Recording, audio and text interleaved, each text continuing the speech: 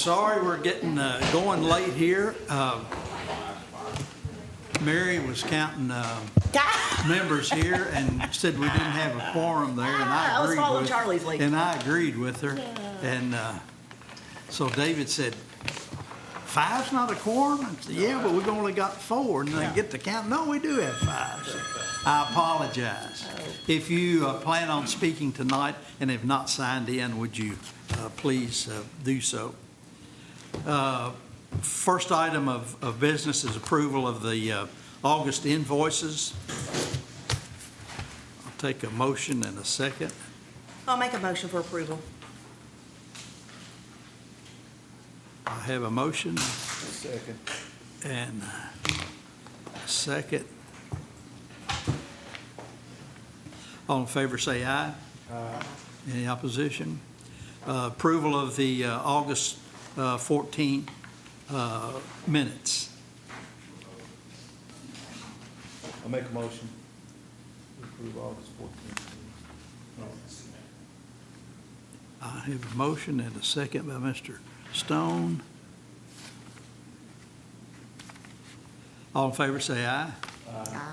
Any opposition? All right, approval of the of this month's agenda, the September 11th agenda.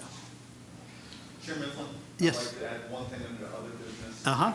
And that is the recommendation to make Mark Parker a permanent employee. All right. Motion granted.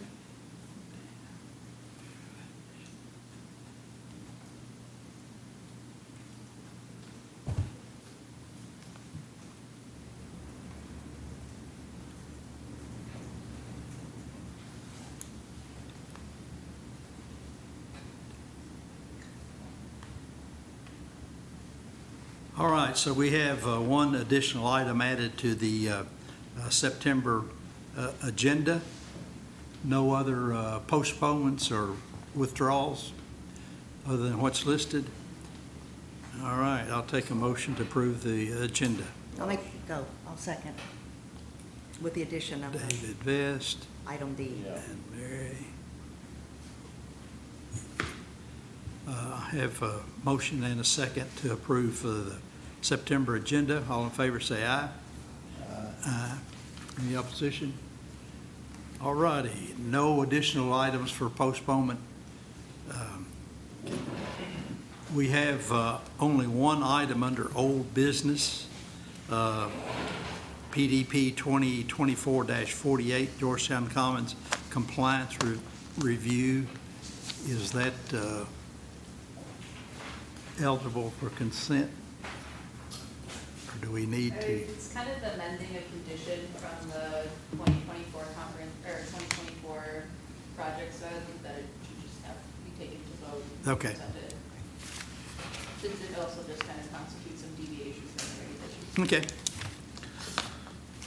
Okay. So thank you, Elise, for kind of kicking us off there. Yes, the reason this has been brought back before this board is when this plan was originally approved in November of 2024, there were two conditions placed on the approval. Condition number one related to big box regulations, and condition related to requiring an updated master sign plan once they had figured out what they wanted to do with their facade signs. So we'll take a look really quick at our updated facade signs. You'll recall there was much conversation related to the pylon signs, the standalone signage, and the addition of a kind of a signature signage item as well. The only thing that's been added to this new master sign plan is this sheet right here, which details how the applicant intends to address facade signage throughout the development. Currently, the Georgetown Sign Code allows for one facade sign per side with a maximum of 150 square feet. For the scope and scale of the development that's being proposed right now, that just doesn't make a whole lot of sense. I did go out to Walmart just the other day. Walmart signs are considerably larger than 150 square feet. So with what we've taken a look at right here, I believe that this is in line with best practices in other jurisdictions. It will allow the applicant to accomplish what it is that they hope to accomplish, while at the same time preventing maybe some over signage on, any particular area. The big thing to remember for this is the more square footage your facade has, the larger that sign can become proportionally, but we do limit any one sign to be no more than 500 square feet. At this point, again, the only thing that we're looking for is for the board to agree that the proposed facade signage is in compliance with that condition number 18. All the rest of the signage has already been granted approval. And I will pause right there for questions specific to this. So what we're saying is the sign, instead of putting a specific limit on it, it's proportionate to the building itself. That's correct. So do we need to, in the future, change our sign ordinance to reflect that? Mr. Mark Carper, who we'll talk about a little bit later tonight, is actually currently working on an updated sign ordinance. Okay. And yes. All right, good enough. Any other questions for Holden? Anyone in the audience have any questions or comments? For comparison, how big was the Walmart sign? That's pretty large. I did not get an exact measurement, but it's significantly larger than that 150 square foot, which is the standard within our code. And that's for both the marquee sign out front as well as the signage that they have on the side. And that doesn't look proportionally out of place there, so, with the size of the development there, so. Okay. The other condition that was referenced, again, in those initial conditions was a requirement to meet our big box design standards. Now, that's kind of misleading because it is a development regulation. However, within the actual text of the document, those standards are referenced as guidelines. And so specifically, the guidelines are designed to, if you'll give me just one moment.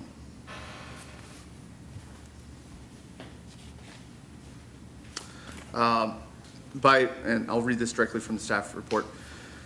Big box regulations are presented as guidelines and as such should allow for an inherent level of flexibility as the applicant pursues the overall goals of the regulation. And this comes straight from the text, namely architectural variety, compatible scale, pedestrian and bicycle access, and the mitigation of negative impacts. And so the applicant has submitted the following, we're going to call them facades and renderings. You can see there where they intend to put their signage. That's the blank boxes. Yeah.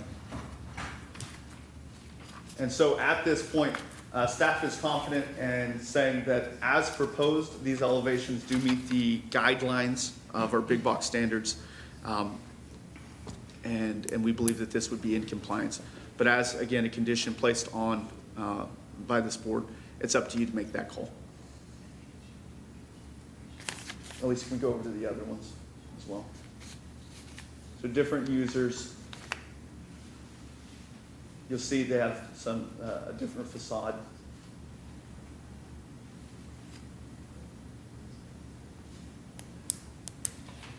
We're just going to pretend that it's showing me some different slides.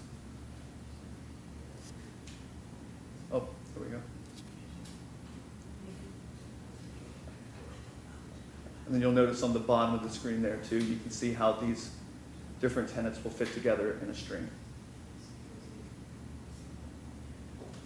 Again, the signage as proposed within this is in line with those facade sign that you guys just said you believe was in compliance as well. And so we have made sure that we don't adopt a sign package and then immediately show a facade that doesn't meet that, that requirement. All right.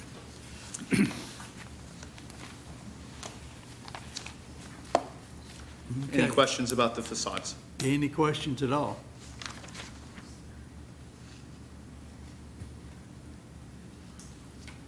Okay. At this time, staff would just ask for a vote to be held, just verifying that the updated master signage plan as well as the presented facades are in compliance with those two conditions that were previously applied. And that should give the applicant enough surety that they can move forward for final development. Okay. Before we go any further, Charlie, I forgot to have you asked to swear anybody else in that. Yes, anyone signed in to speak, tonight, you stand, raise your right hand, please. Do you swear or affirm the statement you're making tonight to be the truth to the best of your information and belief? Yes. Thank you all. Thank you.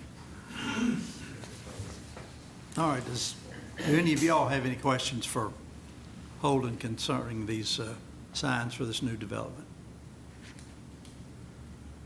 Okay, seeing none, I will take a motion. I'll make a motion for the approval of the updated master signage plan, confirming that it complies with the original intent and spirit of condition number 18 of the PDP 2024-48, and granting of the specific dimensional and design variances needed. That Does covers cover the it? signs. We'll do the facades next, I think. Okay. I have a motion. Here a second. Second.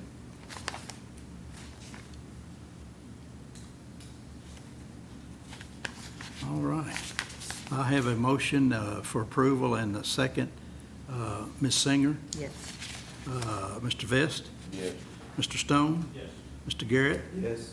that's it, and the chair votes yes. Okay. Okay. If we could have that same kind of motion, specific to the facades, meeting our architectural standards.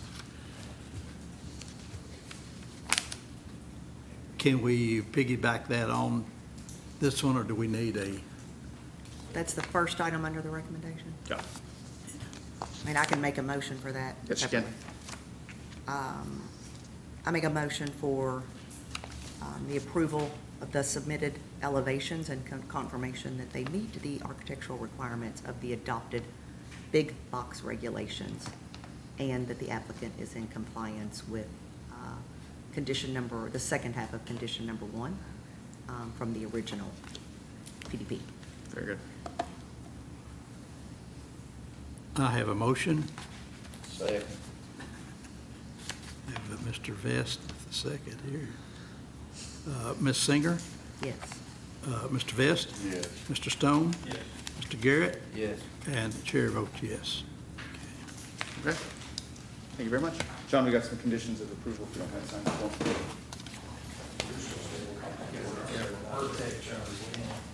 Yeah, we'll watch you this time.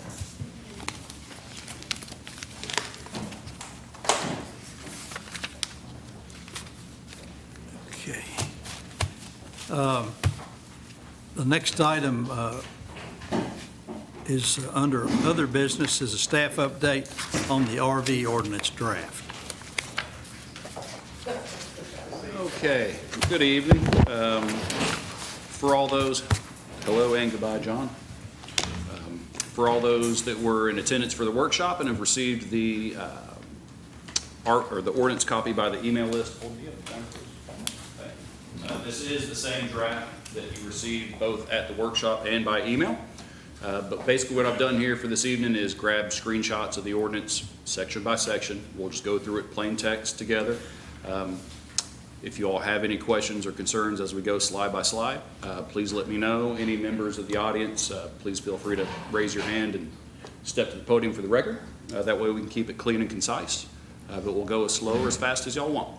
I do have some other comments and questions from the community that I've received that maybe we can address as well, at least put them out into the record to know that we've been listening. But beyond that, we'll just get started from the top. Sorry, I'm probably going to read at you all quite a bit this evening, unless you say please don't. So the purpose of the ordinance: Scott County recognizes the value of recreational opportunities, tourism, and diversified rural economies in unincorporated areas. The purpose of this ordinance is to define and create standards specifically related to the development of recreational vehicle parks and/or recreational vehicle campgrounds, herein known as RV parks. Within this framework, the following goals are highlighted. I'll take a breath there to state essentially anything in red or struck through or highlighted was the changes from or suggestions, stuff for consideration from the previous draft that we met on. Protect the rural and neighborhood character in areas where RV parks are allowed. Establish design standards that are context sensitive. promote the diversification of the local economy, allow for such facilities while protecting the public health and safety of the community. Did you have a paper copy? Do you want a paper copy? No, I'm good. Anybody? Anybody? Fine. Okay. Any questions here? So these changes, these red words and comments and all, are basically from our community forum that we had? Well, one suggesting of the that- biggest things we did between the last month's meeting and now is basically kind of ran it through a legality check through our counsel, the Honorable Mr. Perkins here. We've had some conversations back and forth. Essentially, is the content written in a way that's appropriate for an ordinance? Is it defensible and does it make sense? So we're kind of still here working through some of the things of, does it make sense and is it feasible? But as far as the language itself goes for now, seems to be on pretty good footing. But some of the content could probably still need some work. Okay, So, thank you. but anything read for the most part is kind of clerical. Some of it is order of operation stuff, as you'll see, and I'll explain as we go through. Again, I don't know what I had heretofore or something. Mr. Perkins doesn't like that, so he said herein. Charlie, I'm glad you didn't see it. Yeah, it So was just terrible. Clarify my understanding. So this is primarily to look at the revised language that's come from revisions from Charlie. Yes. Correct. Yes, I don't There's still believe plans for additional community the discussion? only stuff that was it's not professional. The only things that I believe have been added in since the last draft were some suggestions that will echo our floodplain ordinance requirements and things that go a Okay. little above and beyond. Okay, I believe the state of Kentucky, as it's written, would allow for wheeled, non-permanent structures to be within floodplain. So we have gone above and beyond that, essentially, as you'll see, to kind of restrict that. okay, Short answer, yes, a lot of it is just language check. okay. And then Okay. next steps from here are, Well, we're going to gather some commentary tonight, especially about some things that I've got highlighted. I'm sure the members of the community that are here may have some other questions they might want answered or clarified. And I've got just a handful of things, just kind of thought experiment stuff that have been suggested to me as well. okay, Fair? Okay. The applicability, again, is staying the same. RV parks are defined land use in our ordinance. These standards apply to all developments that meet such a definition in unincorporated Scott County. So let's be clear, this ordinance is only for Scott County at large. None of the city limits of individual municipalities will be reviewing or adopting this ordinance if it so comes to pass. Only those lands with less than 50% prime farmlands and farmland of statewide importance may be considered for this use. Just to be clear, we've kind of gone back and forth on this language in multiple different fashions. Last session, the phrase tillable was suggested. After some review, we still haven't found that the most appropriate language, so this is where we're landing for now. Any questions so far? What defines 50% prime farmland? All of this is based off of what USGS, soil maps and things of that nature. It goes into soil type and topography. It really it kind of aligns with tillable as well, because again, tillable, you don't want it to be on a vertical face or a certain slope. Yeah, but you don't want it to be, it's not specific, so, but no. Therein lies the rub, Very right. clearly set out, you can Yeah. To be clear, pretty much take a protractor and figure out exactly. prime farmland is a defined term within our existing ordinance, and we have that data broken down parcel by parcel throughout the county. Yeah, so it's you can hold each parcel accountable as opposed to, tillable is a little broad. But again, the prime farmlands and farmland of statewide importance, they're defined by multiple organizations, including our ordinance, and they take into account soil type and topography. So, and that's really easy to track and identify on a percentage basis, parcel to parcel, just by land area. Okay? General requirements, minimum lot for each RV space is 3,000 square feet. Setbacks for RV campground structures and campsites shall be 50 feet from all property lines, except along U.S. routes and state routes, where the setback shall be 100 feet from right-of-way. RV campsite pads shall be outside the 1% annual flood chance area, 100-year floodplain, and shall be at least 2 feet in elevation above the 1% flood chance area. That's where this language is that we just mentioned before. So again, it makes no confusion that you can or cannot have wheeled temporary structures within the floodplain, which technically I believe it's some state language would allow by definition. So we're going above and beyond here. ours has a Mm-hmm. 3 that's different than that. Yours probably has the 3 that struck through.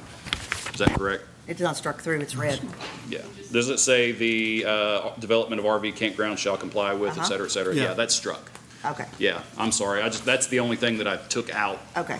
Because, yeah, it was a strike through anyway. The development of an RV campground shall comply with all stream riparian buffer requirements of the stormwater manual. That language was noted as redundant and not needed by our Okay. floodplain engineer. All right. So that should be the only change you see at all. all right. Layout and lot arrangement shall provide maximum privacy for campsites from adjoining properties and roads. This may be achieved through landscaping, natural features, radial or alternative lot arrangement, et cetera. Essentially, all these standards are going to be pursuant to our standing landscape and buffer ordinance. So whatever this development does, it'll have to follow the same standards anybody else does as far as landscaping and buffering. The numbers on yours may be totally messed up, Ms. Singer. Content's the same. Again, going into specific use standards for landscaping, establish a 50-foot preservation easement on the plat, legally binding, along the boundaries of non-A1R zone property. This use can only occur, as written for this ordinance, in the A1R zone and rights of way. The easement shall contain following tree lines: a double row of evergreen or deciduous trees, spaced 40 feet on center. Ratio of evergreens and deciduous shall not exceed 2 to 1. We want seasonal, all year round screening. We don't want things that are going to drop their leaves and you can see straight through, from October to March. Where the campground abuts a public road, trees shall be 30 feet on center. Tree plantings may be waived where existing tree lines provide adequate screening. All new landscaping shall exclude any species that may be deemed harmful to livestock. Some of this language we've pulled from our existing agricultural land use buffer ordinance as well, just to ensure it's understood that in the unincorporated areas of the county, more than likely parcels are going to be sought to be rezoned from the standard A1 to this, and as we abut those continued ag uses or ag zones, we got to protect them. RV campground development shall reserve 10% of the gross acreage as clerical, usable open space. The open space excludes riparian buffers, sinkholes, and other environmentally sensitive areas.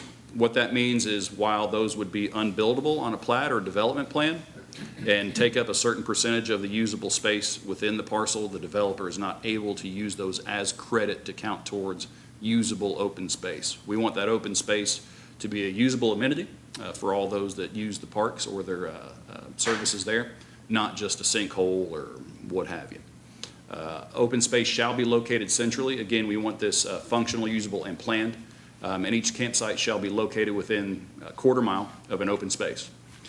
Campsites shall have pedestrian facilities, including non-motorized multi-use trails allowing off-road access to open spaces. Open spaces shall contain diverse recreation amenities to serve the patrons of the development. We good there? Any questions from commission or otherwise? Okay. RV campgrounds must be able to be served by a public water system, standard.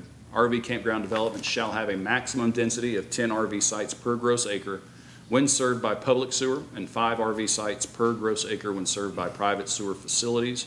You'll note after conference with Mr. Perkins, anywhere it said sewer system or treatment system, we've changed the language to facilities. System kind of implies a mechanical non-passive system that would almost tiptoe the line of being like a packaged sewer plant that we definitely do not want to allow. Facilities we've deemed kind of lends itself to a more passive type holding and treatment, I'm not going to say system, mechanism that we're trying to promote, such as lagoon, septic, or holding tank that you typically see where things are pumped out. Red, Does if that I can, language change track? Yes, sir, Mr. Fleming. if I can jump in for just a second. The talk here about that maximum density being dictated by the sanitary sewer availability, we're going to further mess with that here in a second when we talk about that chart related to Yeah. road widths. Yeah. And so it's very important to understand that when we talk about that 10 RV sites per gross acre, to get to that, it's got to be the type of site that would be best suited for RVs. So it's going to be accessed by a very wide road. It's going to have sewer availability already to it. It's going to be able to provide for that open space requirements. And so when we talk about 10, should not be the expectation for all of the RV parks and developments. And Now, when go you're ahead. saying public sanitary sewer, what are you implying? Like, Something supplied like GMWSS. That's not gonna be in the county. Well, then we kind of go to our other metric.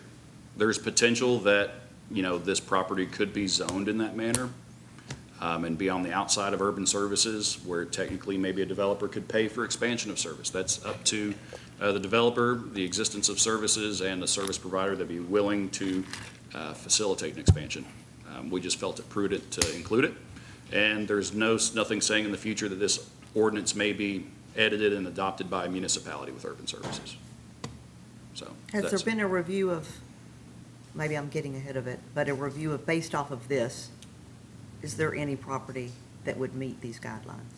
Yes, Okay, yeah, for sure, absolutely. even with the sewer? I'm sorry, maybe I've kind of lost track of it, even with the sewer. Well, with the private sewer, I mean, with the requirement, I guess, I know one of the concerns raised previously was, are we making the guidelines stringent enough, but then also, are we making them too stringent? But in your review of it, there still would be applicable. Yeah, I'll jump in Areas. there Yeah. with that one. So the requirement is that it has to have public water system. Okay, That's the requirement. The question of for sanitary sewer, Right. that is a difference of not if you can or if you can't, it's just how many can you fit on a site. Okay. And so the expectation, right, is if you don't have that public sewer, which in the county is going to be exceedingly rare, Right. as it currently Yeah. stands. But if you are using either some sort of septic system or you've got holding tanks that are being pumped out, do you really want as many RVs on that property or not? Right. And so the yes or no comes with, do you have water? The how many is what's affected it's by the what's sewer. affected by the sewer. Yeah. Okay. Okay, thank you. And while we're at a pause, before I forget, we'd already given the health department an initial crack at the review, and they gave their blessing. They have it this version now currently, with very few changes, specifically language and a couple questions of which departments that are mentioned are appropriate, or have we missed somebody? So I'm waiting on them to get back with us as well. And then there's another department I've talked to once we get to the pertinent section. But while we're talking about waste systems, I figured I'd mention it. Again, continuing on the topic, campgrounds operating on a private sanitary sewer facility shall not utilize packaged treatment plants, which are defined as pre-manufactured treatment facilities used to treat wastewater in small communities or individual properties, and which include extended aeration plants, sequencing batch reactors, oxidation ditches, contact stabilization plants, et cetera. Can we just say that? And then drip irrigation systems was added in because while drip irrigation is not just like your standard septic, it also kind of implies some above-ground leaching mechanism and non-passive treatment. So we added that in there as well. Were there any questions before I skip? No? We'll get through this section. RV campgrounds operating on a private sewer facility shall only utilize a treatment facility. And this is, again, we've kind of been operating on we'll get out of the way of the experts. We don't have the knowledge or appropriate jurisdiction. So again, a lot of this language has already been reviewed by the health department at least once, with just some clerical changes and adding in some governmental bodies, which is approved, permitted, installed, and maintained pursuant to the requirements of Wedco District Health Department, Kentucky Division of Water, Cabinet for Health and Family Services, and all applicable state regulatory bodies. And the applicant shall provide proof of the proposed sanitary sewer facility for the development having been used elsewhere satisfactorily. That's a new inclusion for similar size use within the last 2 years. While we've been wanting to use this language, previously it just said that it has been used, but we need to know it's been used well, not just like, yeah, we did it, it was all right. No, satisfactorily is pretty important. Almost only counts in what horseshoes and hand grenades, not in septic systems. Failure of the owner to maintain the private sanitary sewer facility in good operation and free of violations from the local health department, state cabinet, Department of Water shall be grounds for closure of the campground until the private sanitary sewer facility is certified to be operating in compliance with all federal, state, and local regs. Operator must notify the Planning Commission and local health department immediately upon discovery of failure. Previously, we only had notify the health department in there. Well, if it's our ordinance, we need to know. And, 2 is 1 and 1 is none. So as long as we have duplicate notification, we think that's probably pretty satisfactory. Any questions so far as wastewater, et cetera? Yes, sir. Yes. So back under like under A1, it says no pre-manufactured treatment facilities will be used. And then down here, we say that a private facility may be used if it's proven to be satisfactory for the last 2 years. What's the difference in those two systems? See, so we're looking at between, just so I'm clear, between this 2 at the very bottom, correct? Right. Okay, and the delineation between this section and number 1? A The subsection? A1. Right, Yeah. right there, is that right? Yeah. Pre-manufactured treatment facilities used to treat wastewater in small communities or individual properties. We're saying will not be used, and I think that's what we were talking about.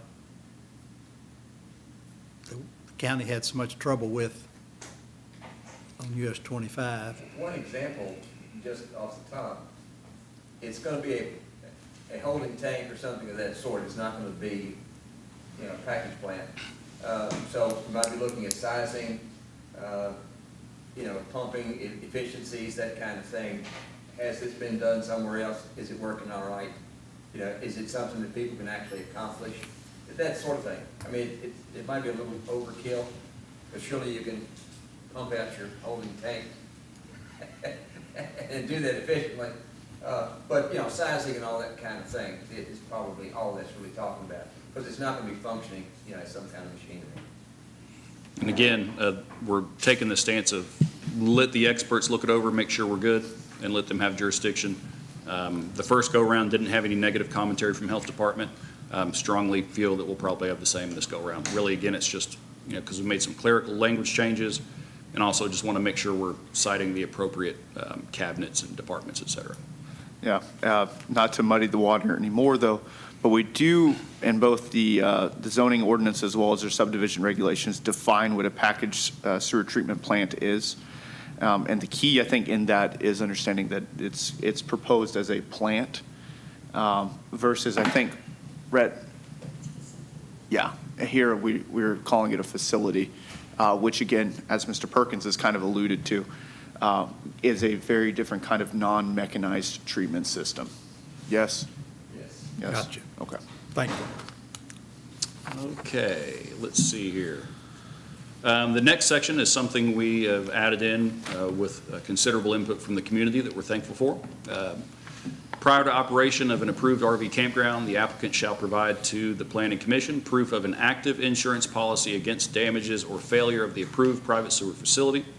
Such policies shall be reviewed every 2 years prior to transfer or sale of the property or prior to further development of the property beyond what has been previously approved. So we just want to make sure the policy is appropriately sized and funded if and when they either sell, just make sure it's up to current market standards, or if they expand development, which could include expansion, obviously, of the number of units, expansion of the system itself. We just need to make sure at some regular interval that it's appropriate. That's kind of been a point of discussion. Does anybody want to discuss that one before I move on? Rhett, could you, let me turn that microphone on. Could you talk about, again, kind of the conversation, how we went from bonds to insurance? Yes, briefly, interdepartmentally, we have our, infrastructure engineers that deal with bonds and letters of credit and such all the time. Through much conversation, it was determined that while bonds is a very common term and still commonly used mechanism, they're not so great as far as making sure they are a surety in the far distance. In fact, a lot of folks have moved now to letters of credit. Even then, those are typically used for construction and short-term dealings. And again, it's difficult to make sure those are flexible and funded appropriately and worded appropriately, legally binding, all that. At least then you have a single insurer insuring a single property, and you can track it, with sale, et cetera. I don't know that letters of credit and bonds work very well when you're transferring a property potentially. We don't know the mechanism of that. Long story short, we were advised that bonds just aren't a great use for surety in this fashion. Mr. Perkins, you may have more to say to that, but Ben Krebs is like, no. I think bonds are fine. I don't care for the letters of credit, even though that's what we use most of the time, because they come up for renewal. What few times I've dealt with bonds for some time, particularly a major project we had at the Housing Authority 20 years ago. The bonds did not have an expiration date. And when it came time to enforce that thing, I mean, they fought, but the language was dead on, there was no ifs, ands. I mean, I thought it worked fine. I despise insurance companies, so I can't imagine getting some policy in and there's exemptions and restrictions, and I think that's critical. Now, doesn't mean it can't be done. It's just, I don't know when I've ever had a good experience with two of the insurance companies in that respect, because there's always exemptions. Oh, no, we don't cover that. Oh, no, we don't cover that. The good side of this is, we're talking a very simple situation. Pump the bloody thing and, make sure it doesn't leak and that kind of thing. I mean, that's simple. I can't really imagine insurance is necessary for that.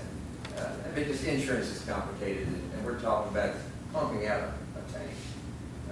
So that just seems like it's overkill to me. On the other hand, bonds, I mean, gosh, we went all the way to the Supreme Court, one time a few years ago. It doesn't work beautifully. I mean, as soon as that determination is made, boom, here's the check. I mean, it's just, that was simple. Yeah, and they chase them. Yeah, it never expired. I mean, that was simple. And insurance companies or anything, but. If we need to re-examine the language, staff is open to it. We are staff to the commission. Just, all I'm saying is just, think about that. And maybe even. I am no expert to think about it. I've tried to think through other people and it didn't work out, I guess. I forget that phrase. Yeah. Perhaps you could ask for an example from somebody who's suggesting that. I will say that we are, What kind of a yeah. policy, where do they have that kind of a policy? Let's look at that kind of a policy and see if it could actually. Well, not to spoil the surprise, Mr. Perkins Esquire, but we may have somebody in attendance this evening who has done just that. So, anyway, we can discuss. We can That won't make me want to discuss. stay any longer. We can discuss unless, Mr. Murphy, do you have any comment briefly? What he's referring to is there are companies that are specific insurers of, I'm sorry, Dick Murphy. I think the commission knows that I'm Farmer Dick Murphy from Scott County. But anyway, what he's referring to is some research that I did as part of the committee that I was on to find insurance companies that specialize in this specific coverage. And that's what they do day in and day out. And they cover municipal sewer systems. I mean, if you think about it, what damage could the Georgetown municipal system do if it failed, for example? Wouldn't it be nice to have some coverage for that? Anyway, that's what they specialize in. That's just what they do. That's a whole lot more complicated than pumping out a tank. I mean, GMWS, they better have insurance, enormous. Well, there's nothing here that says it's only holding tanks. It gives flexibility of having septic tanks, for example. So you could have, It's kind of an open tank. yeah, it's kind of open. My point is it's, yeah. You don't need to keep beating on it, but no, I understand what you're saying. I totally agree. I think Mr. Perkins' point's a good one. It brings to my mind, honestly, when I was on, you might have been on there, Parks and Rec Board. Were you on ever on Parks and Rec Board? Okay. The Savaletta pool was damaged with the blasting at Kroger, and we had insurance through Kentucky League of Cities. And they came back and said the policy doesn't cover anything underground, which is, of course, absurd. If you have for a swimming pool, right? So I do think his point's valid in terms of making sure the specifications are clear enough that there's not something that, there probably will be blasting nearby or different developments, right? Things that might impact it outside of normal activities. You don't want it to certainly exempt the coverage in that case, because it was crazy to us that that policy had that exemption. Chad, you were on there with me. Yes, ma'am. Yeah. I knew somebody in this room had to be. Let's see here. I'll speak a little bit to the bond, and Charlie, you remember this, because you've been up here forever. The homestead, Mr. Pulliam, he put up a bond for the last phase of homestead to be repaid. The bond didn't have enough money to meet the paving. It cost the taxpayers of Scott County over $75,000 because the bond did not have enough money associated with it. Grable Lane had the same deal. The developer went bankrupt. The homeowners had to kick in money, and they had to get it repaid. Coal Ridge, same situation. So what we're trying to do is make sure that the taxpayers are not, the burden doesn't fall onto the taxpayers. It falls onto the developers. And with an insurance policy, the policy will change based on the value of the cleanup, if there is a spill, or the value of the system. And we don't want to be tied into a certain amount with a bond, where if we're short, it's going to cost the taxpayers money to do a cleanup. That's the I thinking. understand all that, but we approve the amount, whether it's insurance or bond. So we've got to be careful. Sure. I know a couple of those, we did not approve significant enough dollar amount. Yeah. Or prices went up. Well, they're going to keep going up. Yeah, we've had a couple of those where there was just one particular burst in prices, and an amount that we had was okay a couple of years ago was now suddenly significantly shy. Yeah. So that's exactly right. But that's going to happen on an insurance policy too. We have to approve the amount, and which is another reason why we need to review these things, every couple of years. But that's more a matter of, we've got to be sure that we've got good estimates on what the prices might be. But again, I hope we're talking mainly holding tanks and pumping. It'll be a whole lot easier to come within a reasonable amount. Well, as well as there's liability too. So if there is a spill and there is cleanup involved, that's the other thing the insurance provides. Regardless of what the funding mechanism is, we want to make sure that the taxpayers are not on the hook for any cleanup. That's And I think this sentence where it's reviewed every 2 years is going to help offset that instead of having a bond and a development that's 10 years down the road. The cost of laying sidewalks 10 years ago, it would have covered it then. Right. But now it's different. But by reviewing it every 2 years, we ought to be able to stay on top of it. Yeah. Thank you. Just from staff conversation over here, this is the last, and we'll move on, and we'll continue to revise the language. Again, we are staff of the commission and servants of the community. Do we need to probably put some language in here about the county and/or planning commission being insured parties or grantees? Beneficiaries, is that the term? Told y'all, I know we don't want me thinking about it. Beneficiaries? Yeah, not staff, but the. Yeah. No, we got enough of that going around. Charlie Pippen in particular. Yeah. Okay, beneficiaries, I'll Maybe Charlie circle Parker, that, he's we'll clearly talk gonna be about around that. Again, this language is gonna go through multiple reviews. Also, Cam Culbertson, I'm sure, is gonna pull his hair out over it as well. Sorry, Cam. So anyway, where are we at here? All on-site sanitary sewers facilities shall be located outside 1% annual flood chance area and at least 25 feet away from any riparian buffer. Pretty standard language, ensuring some safety and environmental protections. Rhett, Yes. to clarify on that riparian buffer there, is the intent then that we have our riparian buffer and then it's an additional 25 feet? Yes. Again, going above and beyond what our standard practice would be? Yes. Riparian buffers are typically X amount of feet from center line. 25 feet is fairly common, 25 feet from the center of a stream, et cetera. And then we're 25 feet Well, back. 25 feet from the bank, or whichever comes first. This is floodplain language. Again, you don't want me thinking about it. But yes, above and beyond. The 1% flood chance area, that's part of our ordinance. It refers to 100 I year mean, I've heard the floodplain. 100-year floodplain, which doesn't seem to be appropriate anymore. They're Seems to be interchangeable. obsolete. I've never heard that other phrase. That's, Yeah, we'll talk through that one later. that's funny. But it also bothers me though that the 100-year floodplain, we've had that breached around here dozens of times in recent years, not just once in 100 years. So it bothers me that we're still using a standard that's been proven insufficient now for quite some time. Maybe it would be prudent to go back to that, an additional 2 feet of elevation as we're doing with the structural development. Yeah, with living areas of houses. So, and I guess we'll get a little bit technical for a second. So that 100-year floodplain is obviously provided to us by FEMA and what we call best available science. So that 100-year floodplain, again, is kind of a misnomer in that it takes place once every 100 years. You can't say, well, we're on year 7 of the 100 years or we're on year 58 of the 100 years.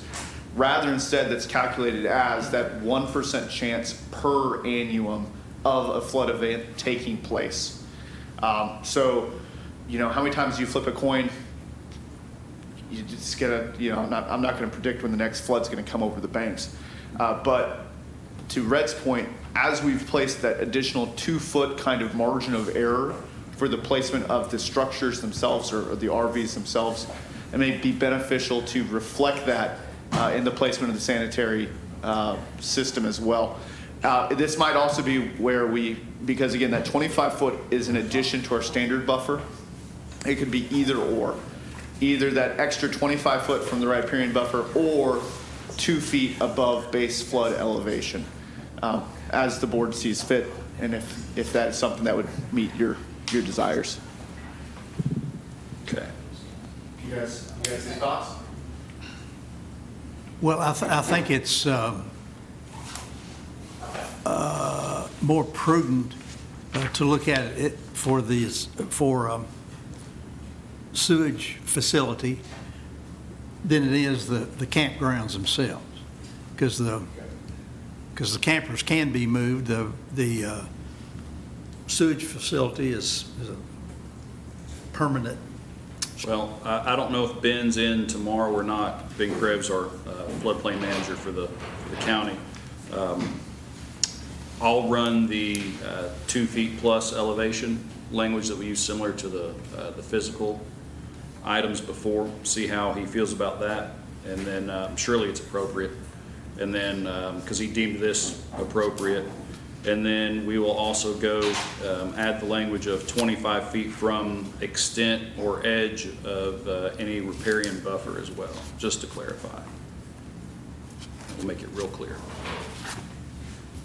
Okay, let's see here.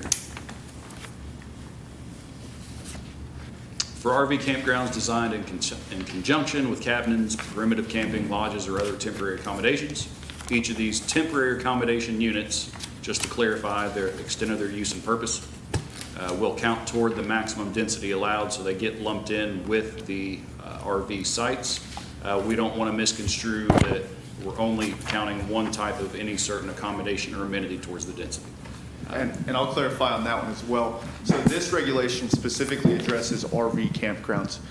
If in the future we were to create separate design standards for either the cabins or the primitive camping or any of those other types of uses, we would likely reflect this language shared back to those.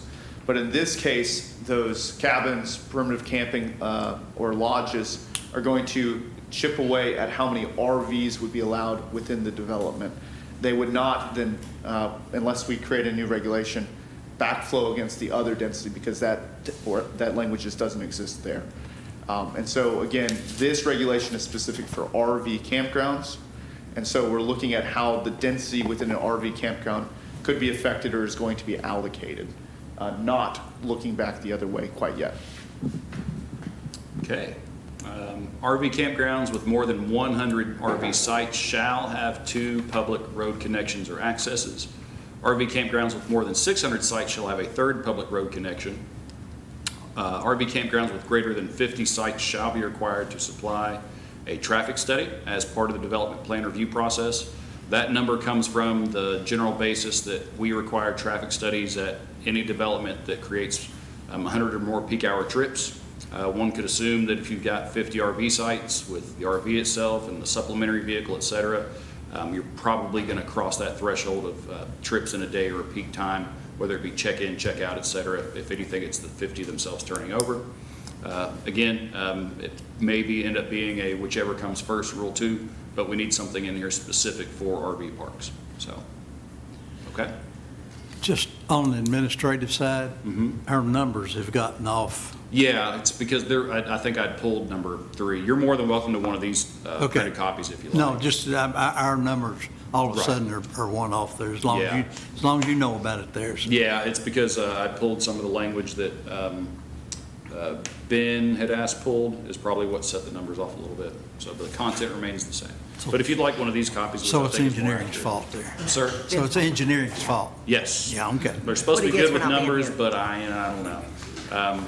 Can But I no, ask, yeah, ma'am. Brett, the additional exits and entrances, we've had a lot of discussion through various different development plans we've seen over the years of the intent being for emergency access or for traffic in and out of the park, just as a general Yeah, rule? it's a combination of safety and circulation. Okay. Yes, ma'am.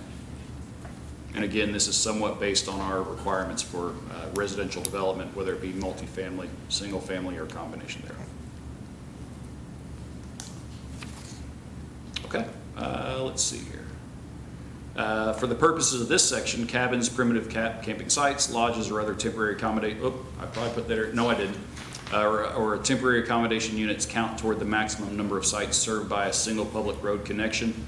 This kind of echoes the language and intent that Holden mentioned before about density overall. Internal driveways must be constructed to the minimum requirements of a public road as set forth by the Scott County Road Department. I think before we may have had, like applicable jurisdiction. Again, the intent of this ordinance is just for Scott County unincorporated. And connect the development to an existing public road of adequate width. No cul-de-sacs or dead-end internal roadways shall be permitted. Elise. At workshop, we had discussed that the Scott County Road Department did not set the standards, but the subdivision regulations did. So it was the recommendation from Ben that that language changed to be internal driveways must be constructed to the minimum requirements of our public roads set forth by the subdivision and development regulations. And so that would be a change that we would be seeing that was recommended at Monday's meeting. What's the thought behind the no cul-de-sacs or dead end? I know camp, Charlie does, I don't know if Yeah. that's common in campgrounds to have Oh, yeah. cul-de-sacs. No, it's not. Okay, Yeah, usually Safety and circulation. circulated roads. okay. So there's that Ben guy again. Let's see here. Okay, yeah, my numbers have gotten off too. We'll figure that out. I think I'd moved something. Campground entrances must connect to a collector or arterial road with a pavement width of at least 20 feet with a 3-foot shoulder. Secondary accesses may be constructed for emergency use only. Again, if the second access were constructed at this level, the developer would be within their rights essentially to restrict it for emergency use. RV campgrounds with more than 200 RV sites shall have a secondary emergency access entrance which may be gated and which may be used as a full-time public entrance for RV campgrounds with more than 400 sites. Public roadways serving RV campgrounds must adhere to the standards in the below table. We'll get there in a moment. The reason this is yellow is this is a subject we continually come back to and discuss. Again, the question is asked of, are we creating an ordinance that's too tight, or is the intent here to protect as much as possible with still allowing? Is there enough flexibility? Are there county roads in existence that can qualify? And we've kind of got a mixed bag of answers. We as staff have been a little hesitant to back off of this regulation in the manner of safety and also through public input. We've kind of discussed that maybe the minimum that we would be comfortable with would be 18 feet overall. Mr. Vest confirmed with me, is it 8 feet wide maximum for towed? 103, I believe, I can't do that. which is 8'6". 8'6" So if you go to 18 minimum, that's really pushing it without the mirrors. Again, we're staff to the board. We'll review and adjust language as seen fit by your all's requests and public input. But again, the question has to be asked of what's the purpose of writing this ordinance? How are we making it too tight? What's best in the manner of safety? So I'll pause here if we want to have any discussion to that regard.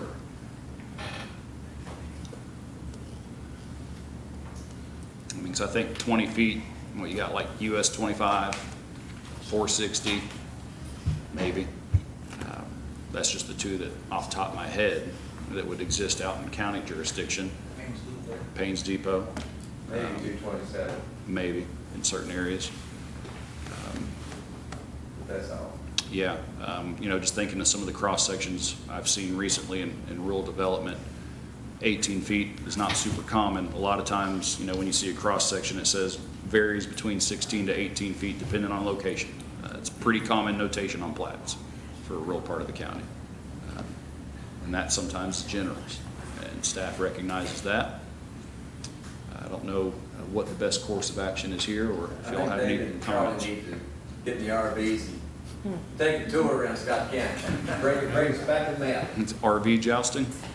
Yeah. Well, it's no different than pulling a gooseneck trailer or equipment trailer or an enclosed, there's not much difference in it. So, I mean, I think that's gonna eliminate a whole lot of places. I think you need to bring it down to where it's feasible. And I understand the safety, that's not what I'm saying, but if you wanna bring this in for the community, you're gonna have to kinda give and take, you know what I mean? And I don't know what that answer is, but. Do we feel like 18 is a good number? Is it? But how many 18-foot wide roads are Right. there? That's the thing. I feel like we see 16 a lot. And like you're, Perhaps we need to contact the road department and just ask them, how prevalent is this? Because they've been open so many times, they can probably give you a pretty good list that we can all think about our experience, but our experience is just relatively few compared to, they've been on a million times. Well, I mean, there's no restrictions for a equipment trailer on any road. Why would we put a restriction like this? I don't But know. you know how to use your equipment and. Well, that's true, but I mean, I don't know. Most one-time civilians don't. Well, yeah, I'll talk to that point because that's a very relevant discussion. As we've talked through this with the public said, I don't mind really being stuck behind, a farm tractor. I don't mind being stuck behind that gooseneck trailer if it's, pulling horses or something. People do, for some reason, really not want to be stuck behind an RV. That's kind of the words we've heard. But the other thing specific to this is by okaying a specific use in a specific location, we're going to induce demand and concentrate that type of traffic in that area. And so while there is distributed agriculture across the community, and they're very likely to use that larger equipment that we're talking about, that's a distributed load across all of the road systems. The moment you say this RV park goes right here and it's a 16-foot wide road, you are now telling every RV that's coming to that location that has to navigate that standard, and all the opposing traffic has to put up with it as well. I like personally the idea of that reduction from 20 down to 18. I think, again, at the discretion of the board, we can make that change here tonight and then get with the county roads department before we go to public hearing. But again, I'd love a poll of the planning commission to see where they think that line is. And then I will say too, again, because the next page up I know is that chart. This is, I think, very important to understand that one of the kind of matrix analysis things that we did is that the bigger the road, the bigger the RV park that it can support. And when we're looking at an 18-foot wide road, how many RVs do you want coming to that site? And making sure that that number is in line with the desires of this planning commission, but also the community.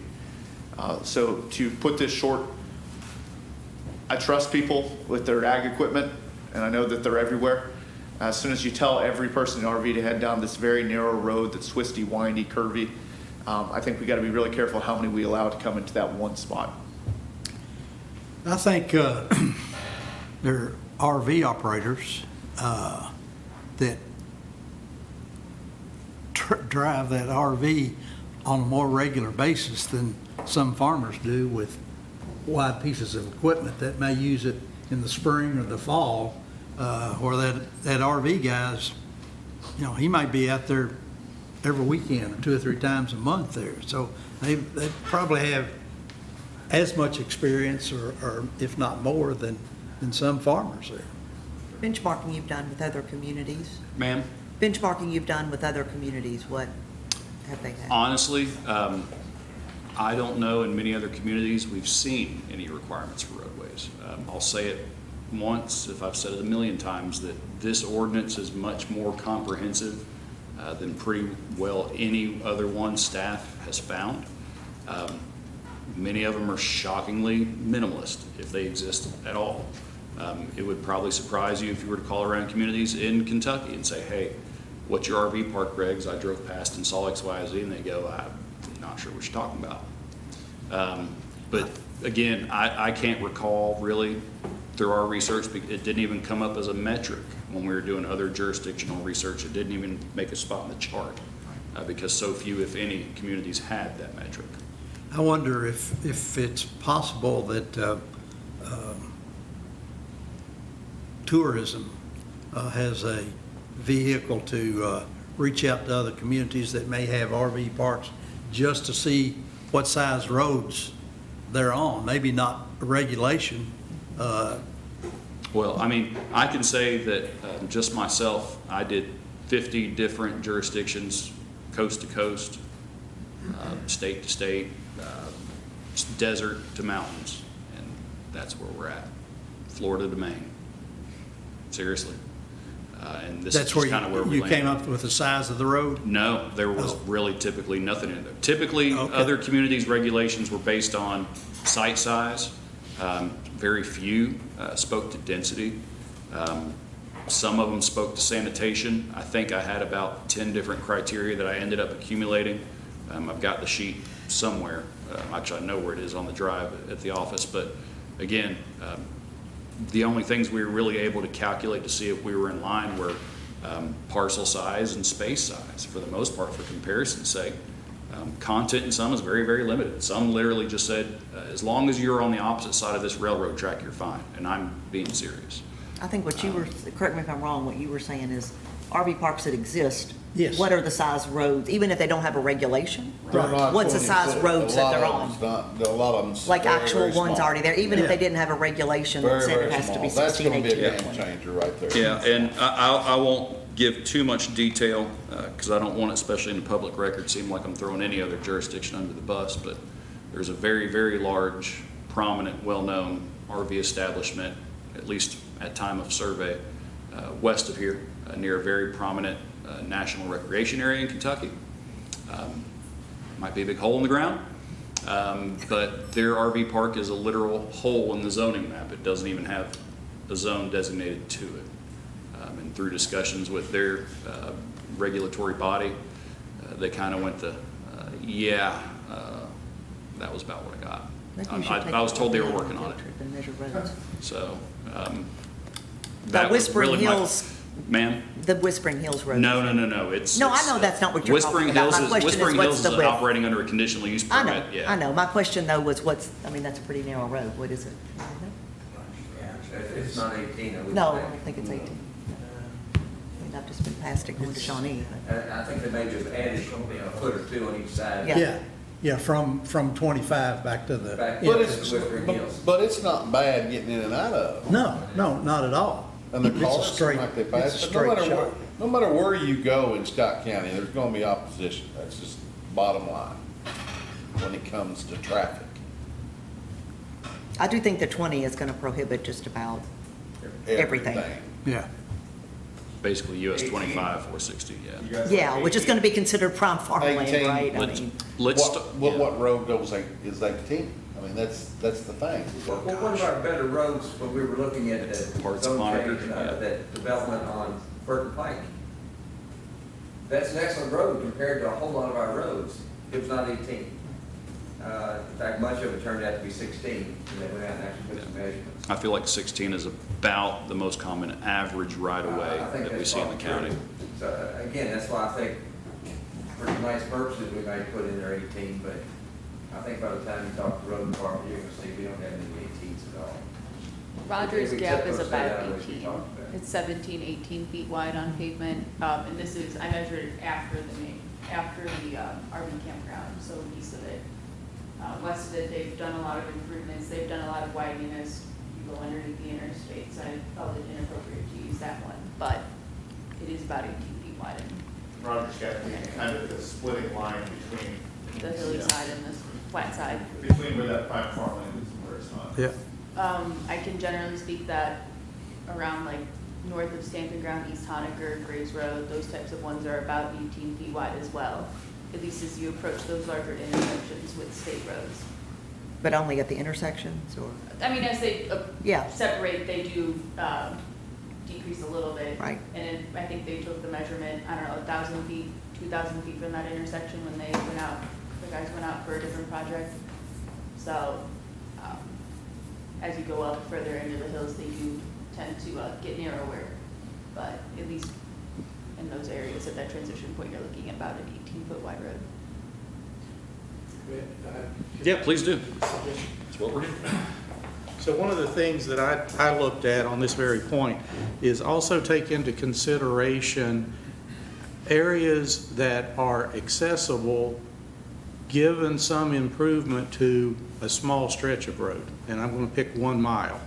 There's a number of sites, if you go up 25, there's a number of small roads that currently are certainly not, 18 won't do it, 16 won't do it.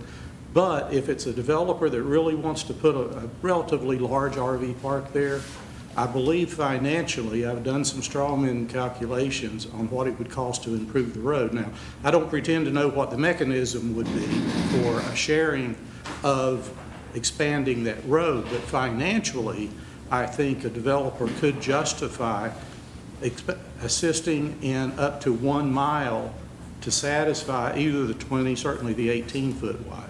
The key to me are the shoulders, that they really need to have some shoulders. So if you're going to drop down to 18, you really need to have some shoulders on it. So just a thought, think about not just the primary arterial road that is satisfactory, but how many accessible properties are near it or near the interstate, for example, with a small extension, just as a thought.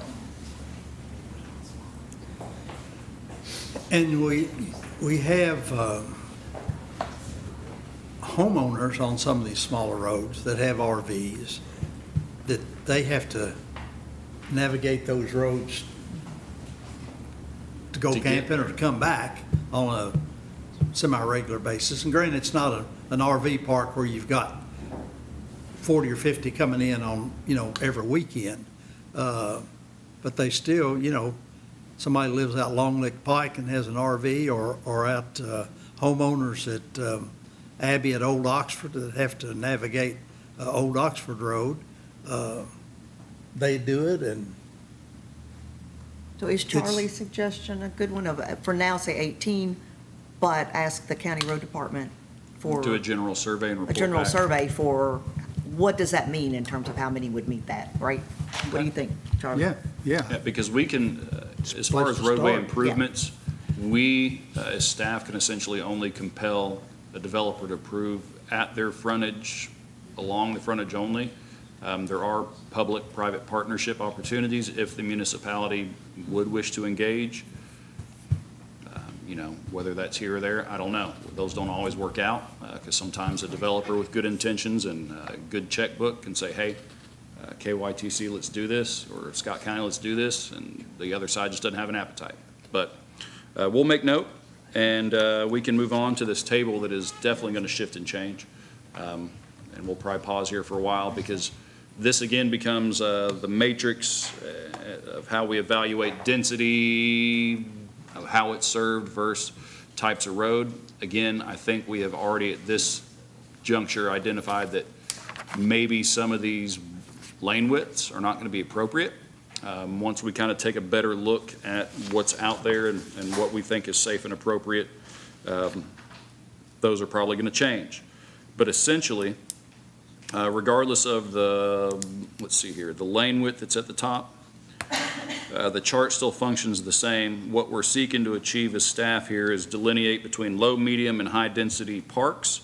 And again, this type of road, as deemed appropriate upon review, will delineate how many units per acre you can have when served by whether it be private sewer facility or public. And again, it's a function of size of parcel, type of sanitation service, and access that you've been provided.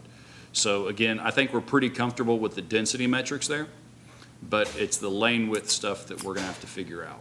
So basically, the better served you are, the more density you can be allowed up to the ceiling of. Does that make pretty well sense? Of course, the math will have to be fine-tuned and whatnot as we look at the lane widths. It's like diagonally, you need to go up that way another couple, 3 measurements in order to get some of our roads. Oh, I see. Yeah, right. So Yeah. you're saying 5 acres, I could put five sites on it? Right. Is that what you're saying? Yes, sir. If you're on septic, because it'd be 5 per acre, 10 per acre on sewer. that sort of thing. And then your density per parcel size gets a little better as you're better served and have a larger parcel. But we started the 5 acres Monday, so I can put 5 on it per the rezoning of the campground, correct? Is that what Right. you're telling me? And Holden, I'm glad you're back because I'm starting to fade a little bit over here. We're discussing the chart as it pertains with the acknowledgement that the lane widths are probably going to adjust across the top, but the chart functions the same. Mr. Vest is kind of trying to wrap his head around exactly how that density works in real world. So this is a modification from one of the charts that you had seen much earlier on in the process. So the way this plays out at the moment, and again, I'd love to have some conversation around this, is right now, if you have that 10-foot wide lane, soon to be 9-foot, potentially less, judging by the input here. If you had 5 acres, you could have 5 RVs on the property. Now, what came up at Monday night's work session is that 5-acre minimum parcel, is that the appropriate size parcel for the area? Or do we want, again, to increase that minimum size required for somebody to apply for an RV park? And if that does not become the difference between a use by right in the A1R or a use by conditional use permit if they fall below that number. The other thing that we talked about, and I wish Mr. Green was here, because he had some thoughts on this, was how many RVs would you feel comfortable with on a 5-acre tract? Now, in discussing this with the stakeholders meeting way early on, the answer we came to was 1.5. So with 5 acres, you get 1. With 10 acres, you could get up to 3. And that was associated with what we'd heard from other areas who maybe have like a horse arena or some sort of other use like that where they have RV spots out back.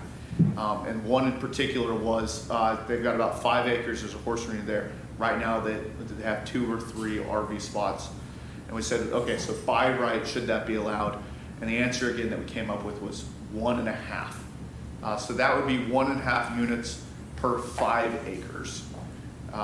Again, this was updated, I think, to be a little bit more in line with the rest of the math problem that comes down the line there. And so 2 points on that. Minimum acreage to have it by right, and then how many RVs do you want to see on just 5 acres? Because there's an argument for none, because that's too small for an RV park.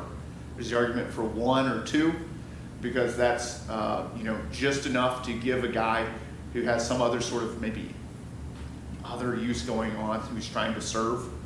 And then there's the up to 5, which is really that's almost like a true standalone RV park at that time, because you're not.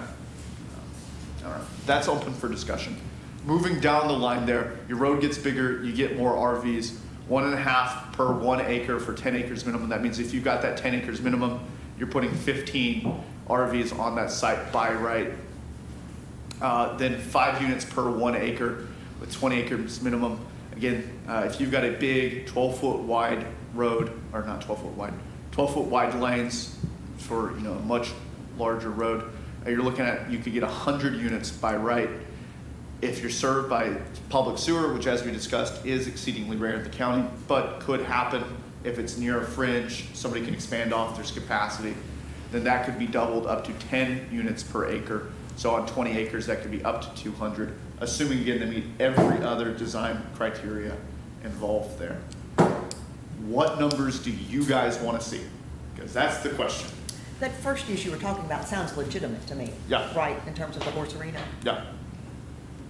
And that would fall under that 1 acre, 1 unit per 1 acre, Well, 5 acre minimum parcel. that would be very easy at Under that that. point. Yeah. Again, when we talked about the original kind of proposal was 1.5 for every 5 acres. This is 1 per acre. Right. So it's 1 per acre with, it doesn't matter what facility of the sewer you have. Yes. 1.5. With this, yeah. 1.5 doesn't matter what kind of sewer system you have, you just gotta have a bigger road. To get to that big 10 that we talked about at the beginning of this, that's only if you have private sewer and a big road to access the site. Yeah, that's 12-foot wide lanes, that, I don't think that exists in Scott. Which major road are we going on? Can I say this, this is a minor, but the way my brain works. To me, a red X means no, but in this case, an X means yes. Correct? I mean, obviously, if you can do it on a 10-foot road, you can do it on an 11, and you can do it on. Exactly. Right. Yeah. I might change it to a check mark, just, Sure. that's just a minor thing. In my mind, it's like, oh, no, go, and so I was trying to figure it out, but maybe I'm. You can always do less than the maximum Yeah, required. exactly, yeah. Yeah, okay. Check marks. Check Sure. marks. Yeah. It's probably just my Toyota brain. That makes sense. Okay. So we'll look at all that. I think we had some sort of discussion about say if you've got a horse arena, do we want to, well, let's figure out what's going on. Just to get the temperature of the planning commission. Right now, in the regulation that we're proposing, it's 1 unit per acre. Is the planning commission comfortable with that, or would they like to see that modified? I'm comfortable with it. I'm comfortable with it, but going back to the horse show barns, my granddaughter used to ride, and we would go to some shows, and they would have electric and water only there, and RVs would be pulled up there for the weekend and have to use their holding tank, no sewers at all. So is there an exception if you don't have sewer facilities? If that's what you're wanting to do, you're gonna have to make an argument that what you're creating is not an RV park, and is rather an accessory use to whatever that primary use is. I would dare say there may be some small RV parks that don't have sewer hookup. Roy? They may not have per site, but they have communal, like on the way out. Not necessarily. May not have any. May not. All you're offered is electric and water. I would then argue that that question then becomes, is that the type of RV park that this commission and this community would like to permit? Okay, that just crossed my mind. Anything that's existing is a pre-existing use and is allowed to continue. Could not be expanded. Yeah, got it. I guess the question becomes not to get too bogged down, because this gets into a whole set of other requirements of, we'll just keep calling it the horse arena scenario. Maybe that could be achievable through conditional use as an accessory to an Yeah. agricultural use or an agribusiness. Yeah, that's fine. Yeah, that's something to discuss. And I think that's the exception rather than the rule anyway. Right. I would agree. But it's understandable, and it's indicative and characteristic of the community. It truly But does is. the math add up on 1 per acre with the part that goes with, you gotta have so much Yeah. open urine space and all that? I think the delineation then becomes of, do you want an RV park, or do you want an amenity for those that are utilizing your facility, but it's not necessarily open to like the public? Does that make sense? Yeah. I think that should be what. I mean, most developers not gonna do 5 RV sites anyway, Yeah. I'm just saying. Right. Yeah, but there might be somebody that's got an appropriate place and an appropriate spot that says, I'll It do a might be little. For the family or something. Right. Okay. Yeah. So we are comfortable with 1 per acre.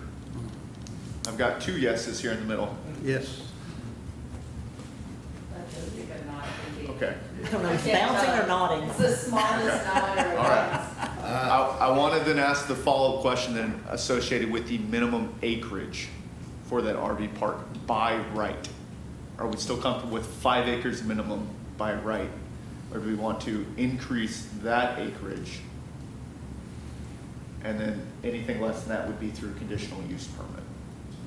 Do we like, See, I kind of think we put too much emphasis on this thing, really, to be honest. Because a 5-acre lot, somebody's gonna use that for their family. It's not gonna be a RV park. You see what I'm saying?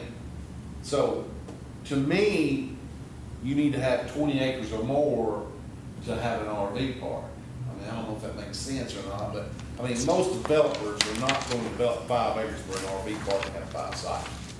Especially in Scott County, that's not gonna happen, I don't think. David, I agree with you. That would make it real easy then to make it that 20-acre minimum parcel size. And then say anything less than that just becomes a conditional use permit. And we'll take it up one at a time. Is the planning commission like To that? me, that's the most sense, man, that's just my opinion. Yeah. Then if you start getting 8 or 10 or 12 requests for conditional use permits, then we need to go back and look at it and say we need to drop it back Well, down. yeah, that's mostly, me would be more for family use. Exactly, yeah, yeah. Yeah, I think family use is kind of what was in my mind for the small.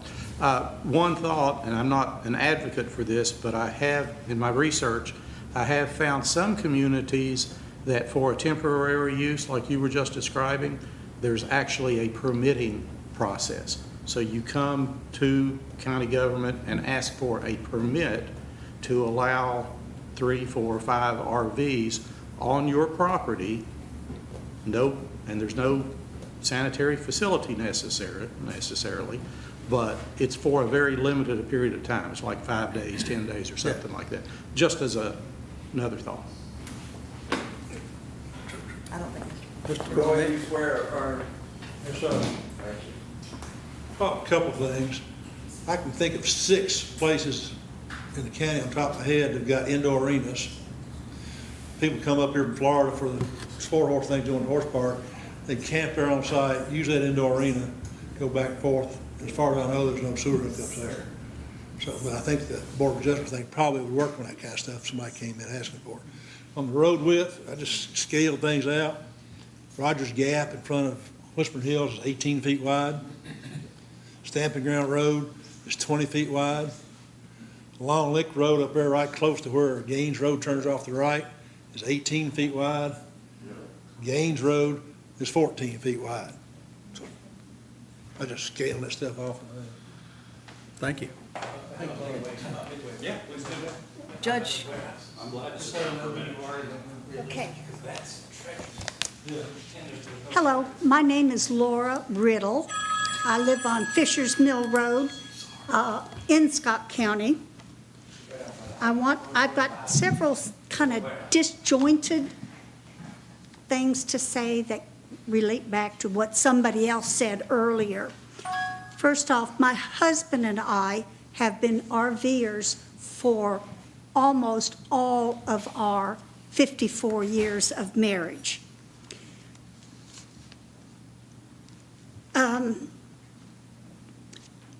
You mentioned GMWSS. My husband, Bob Riddle, managed the water company for a number of years, so he knows a lot about both sides of the issue. It is unfortunate that he is not able to be here this evening, and you've got a poor second in me. Let's see. Just as a point of whoever cares, there are interstate rest areas that have sewer dump stations.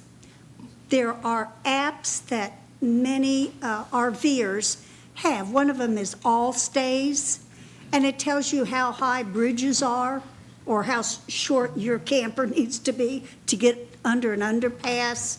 It tells you where easy to get gas is, big places, things like that. So there are those apps available.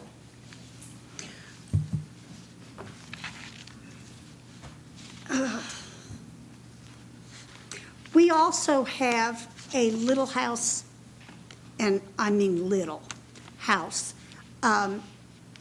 in Florida. And and it's in an RV park. And after Ian, most of it went back to being an RV park because the homes that got built little by little got carried away in Ian.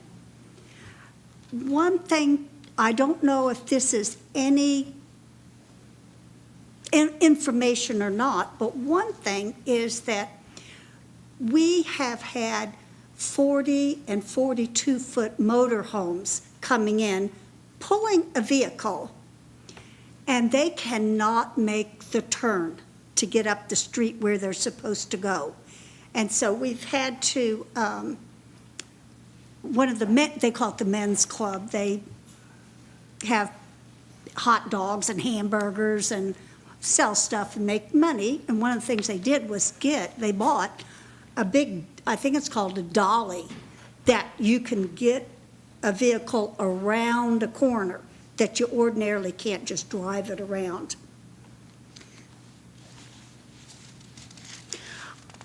I want to go to, I think it's number 8 in section number 8, RV campground development shall have a maximum density of 10 RVs per gross. My concern is that we have a farm. It is on Elkhorn Creek. In its day, it was, let me see, what was the term used for? It was the small bass stream. It was the best small bass stream in the United States. It had that designation. We have deer, turkey, fish, raccoons. We do have a couple bald eagles, buzzards, mink. Of course, we have horses.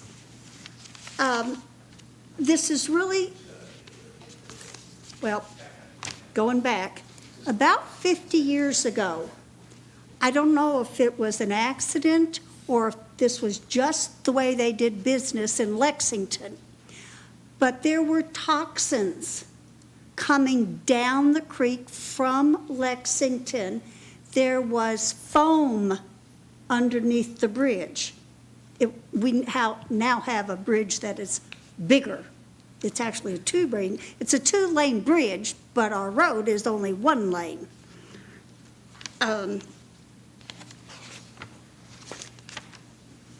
After that spill from Lexington or whatever it was, we have turtles. We do have some crawdads. But my husband, as a child, went frog gigging. Now, I grew up in the Army. I'd never seen a cow up close until I was almost getting married. So frog gigging, I don't know. I don't think that's very nice. I think they try to kill frogs. But anyway, frogs are like the canary in the coal mine. They're the bell ringers for the health of that stream. We have no frogs. We do have turtles. We do have some fish, but nothing like it did before this event coming from Lexington. We have just short of a mile of creek frontage. And my concern, and I'm an RVer, we're RVers, love it. My concern is from that event 50 years ago, the creek has not been able to heal itself. There used to be so many ducks from my husband, and it's unfortunate. He knows a lot more about this because he did manage the water company in Georgetown. But my concern is, I think it's number 8C, failure of the owner to maintain private sewer facility in good condition. They can be shut down and maybe fined. that's after the damage has been done. It's barely recuperated from the last time this happened. And I really, really hope that you will take these things into consideration. And I think I've talked enough. Thank you for your time. Thank you, Ms. Riddle, appreciate it. Would you tell Bob hello? I will. Please, thank you. Sure. Thank you. I mean, we're almost to the end, Chad, if you like, yeah. I'm not gonna stop. But While there's a little break, we're almost Judge to the end. Covington, is it reasonable, the request of the county road department for the sort of survey? Is that a reasonable request from us? Do we need to do anything to officially make it, or is you being here and us saying it enough? I've already sent a text. Fantastic. Government at work. Okay, we're almost there. Vehicular use areas shall be constructed in accordance with all applicable vehicular use area requirements. I don't remember what the language was previously, but it wasn't tight and clear enough to jive with, you basically need to go to our ordinance, our rules. Vehicular use language instead of Right. referring to the car. Right, this just essentially is, yes, it speaks more to our ordinance. Again, here we go, yellow highlighter.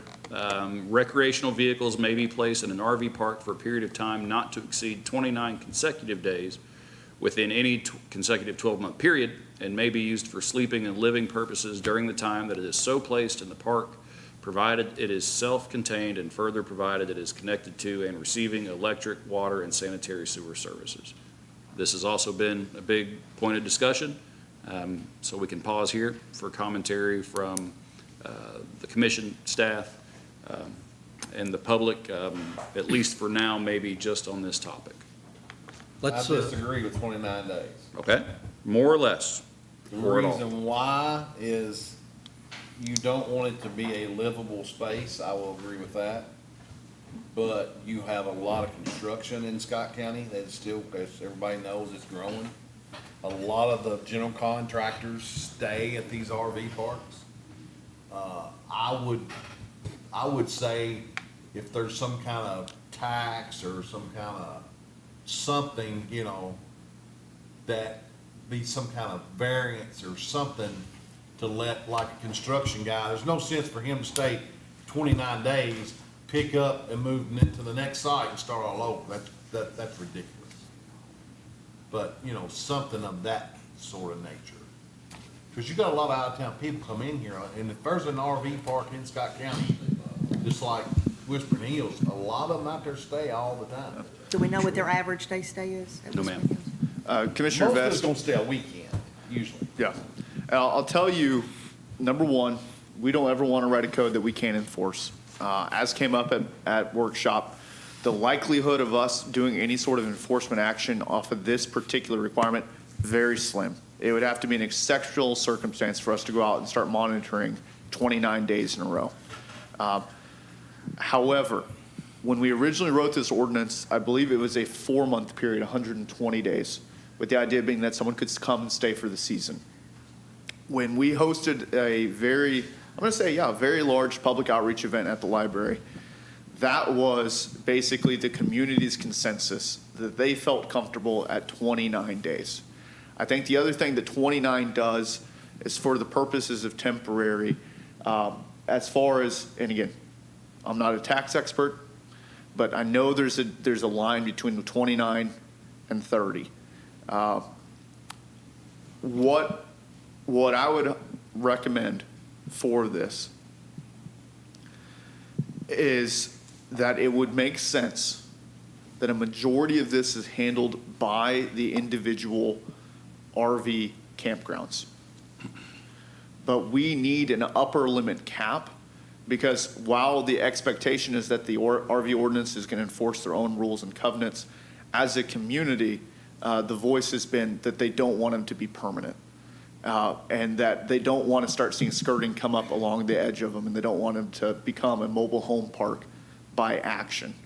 And so if 29 days isn't right, maybe it's at time of permitting, they identify which ones are 29 and which ones are 120. something to that effect. If I can kind of tack onto that before we Please, get yeah. deeper into it, with the understanding that if it's not us that's getting called about these concerns, it's going to be code enforcement, because it has happened before in the county of concerns of, hey, we think somebody's living in this RV. Code enforcement typically gets called first. Sam usually calls myself or some other member of staff. So I called Sam and I said, we're kind of back and forth on this language. Where are you at with it? Reasonably, we're not going to be out there marking tires. We understand you're probably not either. And so through our conversations, it was basically the conversation went as such. If you live near an RV park and you're driving past every day, you're probably not looking to see who's in there and how long they've been there. If you're an RV user who's driving in for the weekend to get ready to stay, you're probably not concerned with who's been there and how long. You're not the visual enforcement. Basically, But if the way they've got a skirt on it and they've got Right. a deck built, you know they're But not if there you're an for the RV weekend. user, are you calling it in? Probably not. no So, big deal.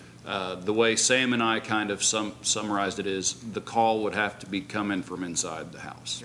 Basically, what's going to incite either code enforcement or us getting a call is when it becomes an issue of public safety, health, or welfare, where it's an obviously dangerous situation, things are becoming blighted.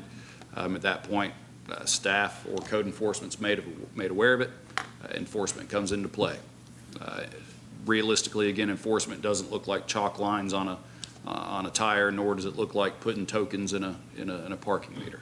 I will again just clarify, though, that the voice of the community has been that they would like some sort of enforcement ability from planning and zoning to make sure that they don't become permanent habitation. And to that point too, the vast majority of people we talk to on the phone, when we tell them about a regulation, they meet that regulation. They're acting in good faith. So if for the for the majority of people, if we say 29 days, they're going to try to stick to 29 days. If we say 120, they're going to try to stick to 120. It's a rare circumstance where both the property owner isn't going to enforce it and the individual RV user is not going to abide by that. And in that situation, I would like the authority to point back at a specific regulation and say, this is what you're in violation of. More so than just the definition of an RV being, a temporary structure. Charlie, I believe you disagree. I understand the need for it, and I don't know if 29 days is the right amount or not. I will say, while one wouldn't think people around it would actively enforce it, I also know that it's very likely if a neighbor didn't want that RV park there to start with, they're looking out their window and they're counting the days. I mean, people called because you had 3 cars in your driveway during COVID. So we're naive to think that people are not going to try to enforce it themselves, right?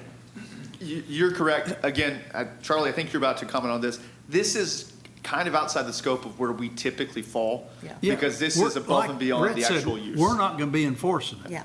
But we could at 29 days, theoretically. If I could, before Charlie gets in here, Judge, I was sitting right next to Lori at that meeting at the library, and she was the one that said 29 days. Do you know the reason for that? Or Roy, do you have it? I served on the tourism board for 12 years. The reason for it, 29 days or less is subject to the bed tax. 30 days is not subject to the bed tax that tourism gets. So that's where it came from. So they get it from the RV park itself? Yep. Well, it depends. But yeah, the tourism get it in 29 days. Sometimes there's booking agents between, like for example, I've got 2 Airbnbs across the street. Those platforms take the money and go straight to tourism. I don't have to pay it myself as the owner. So it depends, but long story short, 29 days or less, tourism gets their bed tax. 30 days more, they don't. So could we write could we make it 60 days and say that the RV park has to pay tourism X amount of dollars? I would think so. That's a tax question. No. No, but. I definitely can't enforce that. That's for a tenancy that's over 29 days, then these things are gonna be by the day. They're not gonna be, I would nobody's gonna think go so. in So there. they will have already paid it They're for the not first renting a 29 house days, or right? An apartment they're renting a spot, and it's for a weekend, it's for a day. It might be if they're construction, and that's what I think we shouldn't be screwing around with people, because we've got. You got Toyota employees too, Mr. Vest makes a good point. Toyota employees that live in Martin County, for example, they come there and live during the week, go home for the weekend. So let me ask, when they get to day 30 though, they've already paid, they already are responsible for tax for the first 29, right? By the week or by the day. Yeah. That 29-day limit never comes into play. It's when they sign a contract for 'Cause it's a 30 or new more, set. that's when they don't have to pay. Well, we don't have to allow that sort of thing. These are daily or, you know, Right. whatever it is. We can say there are no monthly rentals perhaps, but we shouldn't say they can't be there, because we've got construction people if nobody else. And it's absurd to say, you gotta scoot over, or you gotta go down the road. I mean, we're trying to encourage these people to make our place better and more prosperous, and then put, excuse me, Restrictions Mickey on Mouse on them. Yeah. That's absurd. I like that idea a lot about not speaking to how many days in a row, but rather how many days can be blocked off at a Be time. booked.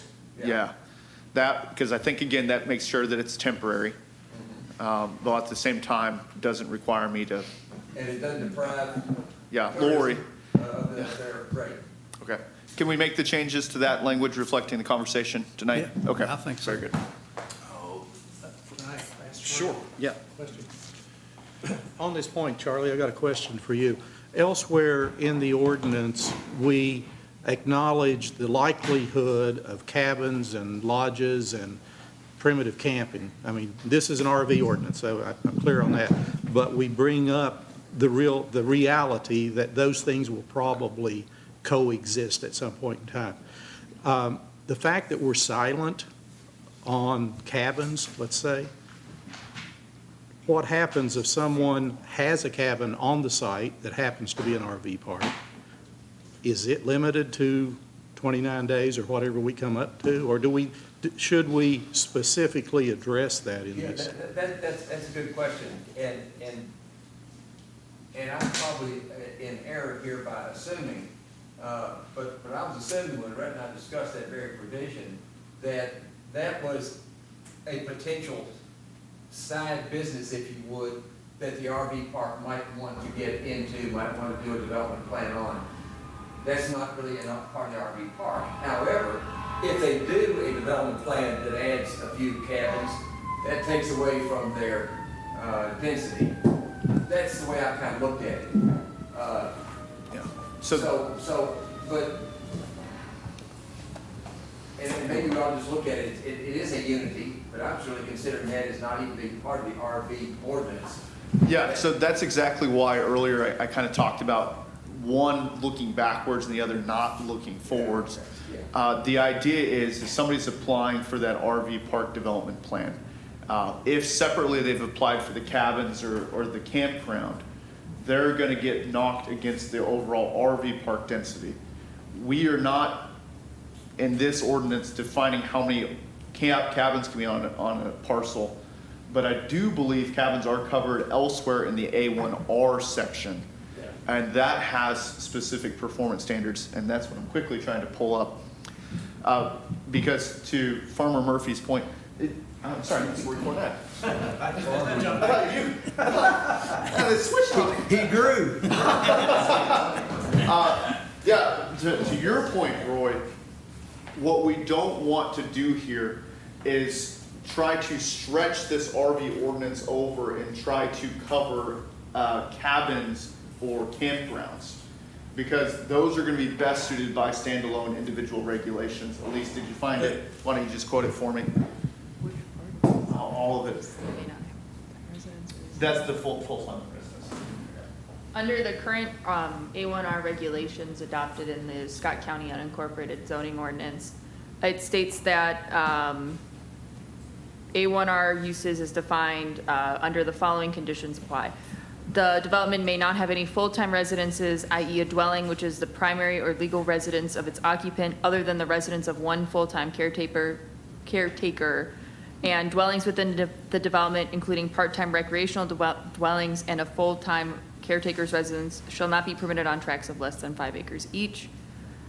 The part-time recreational dwellings in the development may not be converted to a full-time residence until the development is rezoned A1 agricultural and after required notice, publication, and demonstration of adequate public facilities and road construction and county specs.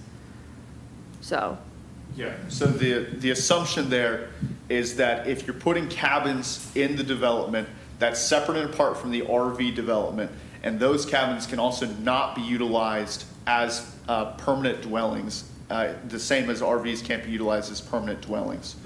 In the event that somebody wished to then convert those to permanent residencies, they'd have to meet the A1 standards, which is 1 dwelling unit per 5 acres. And you better have a lot of acreages to make up for that cabin, complex then. Along that vein. Yeah. Define cabin. And the way they do that in Florida. I think we do. They've got a term they call park models. A park model has to be less than, I think, it's 35 or 36 feet long. And there, I think what the logic is there, anything bigger than that encourages long-term habitation, and the smaller is done. But it is a term legally in the zoning orders down there about park models, and it's defined by size. Okay. So those park models. P-A-R-K. Those park models are also unique as we're talking about RV campgrounds, and actually I think is exactly why you have to account for them. That park model is a park model recreational vehicle. It's an RV that's made to look like a home, but does not have a holding tank, but it also sits on a chassis and can be moved around like an RV would be. Did you have something? No, I'm learning something. Oh. Yeah, so. After all these years, is that possible? Yeah, so park models. There's some flexibility yet. Are a type of RV, and so they could be sited in an RV park like what we're talking about here. They would have to be connected to sewer though, because there is no holding tank. And just also, what is a park model then? They get a special stamp from DOT or whoever regulates their construction here in the state of Kentucky. for the purposes of, and with the request of everybody else, we will add the definition of cabin, lodges, primitive campsites, and then the park model RV type in the ordinance, so that it be clearly defined. Okay. And understood. Bring it home, Rhett. Well, Nearly- question, point of question, Elise, and Holden. Do those definitions as they go in the overall ordinance have to go through both council and fiscal, correct? They will just have to go through Scott County, or we can make a note on it saying that this is for Scott County. Only applicable to? We could, Thank you. Yeah, include these only in this ordinance. So Okay. that way you don't get the cities involved in it. It's not really gonna affect them. Thank you. We previously put tags on words Applicable. that are defined exclusively for certain jurisdictions to say this is only applicable here, and here's the definition. Okay. That makes it simpler. All right, let's see, where are we at here? So also, just so I will watch the tape back, but so we're kind of set on the idea of, in lieu of this 29 days, we're talking about essentially like no monthly rental? Is that kind of how the language-ish? Okay. All right. Maybe like daily, weekend, weekly. Rentals only. No more. Right, okay. Well, all right, I'll play with it. We'll get there. Thank you all very much. We'll get rid of the yellow highlighter maybe. So this stuff was struck. Yeah. Let's see here. Actually, it was really just moved where it was more appropriate, all things together as they should. Okay.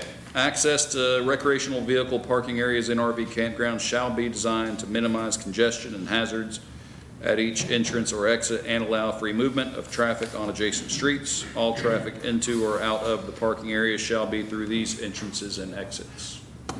Pretty self-explanatory. And then, we just get into just simple nuts and bolts stuff. Concept plan for overall development, because again, well, I'll just read it. Shall be required at the time of zone change application to GSCPC. Accessory commercial uses are permitted, but no closer than 100 feet from the nearest campsite and 100 feet from the nearest property line. We do want to allow for, general stores, restaurants, tiki bars, whatever it is, but we want them to be done in a manner that still allows quiet and privacy from both adjoining properties and campers. Addition of accessory uses shall require additional conditional use permits. So whatever may be done after initial development, again, whichever facility or amenity you want to add on, not only, I'm sure it'll be an amended development plan, but also a conditional use permit so that staff and the Board of Adjustment can impose mitigating measures to protect the folks within them without the development. When and where applicable, established tree lines must be preserved. I think we're dang near there. We took out the conflict with other instruments section. Mr. Perkins, you will be the one to bring it home. So in lieu of the conflict with other instruments, retaining the severability clause was determined to be sufficient. And Mr. Perkins, if you wouldn't mind explaining the redaction. That conflict thing, there are specific judicial rules of interpretation that cover that. The newer provision takes precedence over an older provision. The more specific provision takes precedence over a more general provision. There's no sense in us trying to define that when that's, I mean, there's hundreds of years of court decisions on how that's done. So, period. And I think that's just logical. I mean, if we're looking at an ordinance that we did back in the 70s, and now we've got one that's hopefully a little bit better written, and it's 2 years old, let's go look at that thing. I mean, the newer is going to control. Same thing, if it's specific, that's going to control over something general. Well, we don't need to try to reinvent that, so I suggest we just take that out. Okay, and before I yield the floor, if I could, I have some other communication from a member of the community that I've been talking to a little bit here and there since the library session. They and I spoke about they had some initial concerns about limiting noise and lighting considerations. There are applicable noise ordinances depending on the jurisdiction. And if there's conditional uses within the development, we can also impose quiet hours. You know, say if they bring in a tiki bar for the conditional use, we can say, hey, quiet hours, et cetera, et cetera. Also, I discussed with them as far as lighting concerns that we do have photometric plans that are required as part of a development plan that mitigates potential light pollution. Some other things that they would have liked to considered, notably, they referred to it as beginning with the end in mind. Essentially, it was whether or not there should be language or plans or requirements for reclamation or decommissioning of RV sites. We've kind of mulled this over a little bit. I think both staff and commission. The only thing we require a decommissioning plan on as a community now are solar facilities. You know, we don't impose decommissioning or reclamation standards for commercial or residential developments alike. But the concern being, you know, what happens when the business fails? Valid concern. I don't know that it's something that we could impose on a developer. But it is a concern that's been voiced by the community that I just kind of wanted to put out there. If the commission has any comment, please do. We addressed some of the 29-day limit that they questioned. Also, they had a concern of, you know, how will the county fund maintenance and repairs to roads due to additional and potentially excessive wear and tear from RV traffic? I know there has been a discussion in the community recently through different jurisdictions about impact fees. Those are very difficult to write, they're very difficult to administer, and they're very difficult to defend in court. I think it's a growth pays for growth kind of thing, and taxes pay for tax-funded infrastructure. That's the best way I would know to answer this person's question. I don't know if the commission has any other differing opinion or input on that matter or concern. And then also concerns about mitigation of potential for increased litter and financial resources for litter cleanup. Staff is of the opinion, and I'm sure the commission is as well, that anybody that seeks such a high involvement, high finance development in the community would probably act in their best interest of keeping it clean and nice. If not, again, if it becomes a matter of public health, safety, and welfare, we'll be more than glad to work with code enforcement regarding those concerns. And that pretty well covers it. Thank you, Ray. You've done a good job on this. I know it's gone on forever, so thank you. No, for your dedication. Strangely enough, I've kind of been thinking about, you know, I kind of like writing ordinances. I did the medicinal cannabis with a lot of help from staff. I've done this one with a lot of help specifically from the community and staff as well, and some other jurisdictional input. I think we're almost there, and thank you. Hey, And, let me ask you one Mark's quick working hard on question. the sign stuff. On Sir. the additional standards, said they, you know, commercial use has to be 100 feet from the nearest campsite and the property line. a lot of times the check-in office, you know, they may use that also as their general store type thing, and they're not 100 feet Well, away from everything. I think anything that's incidental and instrumental at the initial development, you know, that makes sense and could be covered on their original development plan. But again, like Whispering Hills literally came to us and said, hey, we've got a pavilion we want to enclose and kind of serve burgers and beer out of for our patrons. Is that okay? Yeah. And said, conditional use, come in for a permit. Okay, You know, that sort of thing. good enough. All Okay, right, I'll yield. Thank you all very much. thank you. All right. Step right up. All right. Well, I've swore to not fight a duel. Do I have to swear not to lie? Go ahead. No, you're good. I do, just like I did when I got married. First of all, let me say thank you all for all you do. It's not an easy job. My name is Chad Wallace. I'm a magistrate for the Scott County Fiscal Court. I have been dealing with RVs and RV parks since 2020. That is when the Woodford County Board of Adjustments passed a 400 RV site in Woodford County, and I have been drug into this ever since. I just want to provide some context. Dick and others can speak to the specifics of this ordinance, but I want you to kind of understand how the committee was formed. We have Roy, who is his family was RV park owners. You still are, aren't you, Roy? Yeah. We had tourism, Lori Saunders. We had Dick Murphy, who is a property owner out in Midway Road, and then Brett Giuliani, who is a representative of the Ironworks HOA. We had Charlie, who is chairman of the Planning and Zoning, should be there, but he's also an RV guy. And then you had myself and another magistrate, Rob Jones.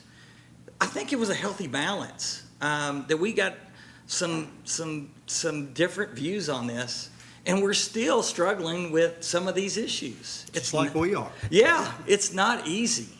And my hope is that as a group, we can collectively provide something to the fiscal court that it's not going to be, I don't want to be tinkering with things once it gets up there. I'd rather it all be done, and we'd have a consolidated front when we present this to the fiscal court. And that's my goal. And there's things I don't like about it, but I compromise on because I think that's what we're here to do, what's best for the community.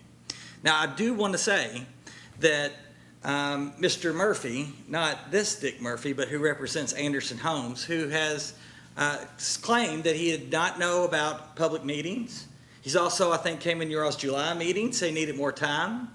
He came to the the RV ordinance discussion at the library. He was there.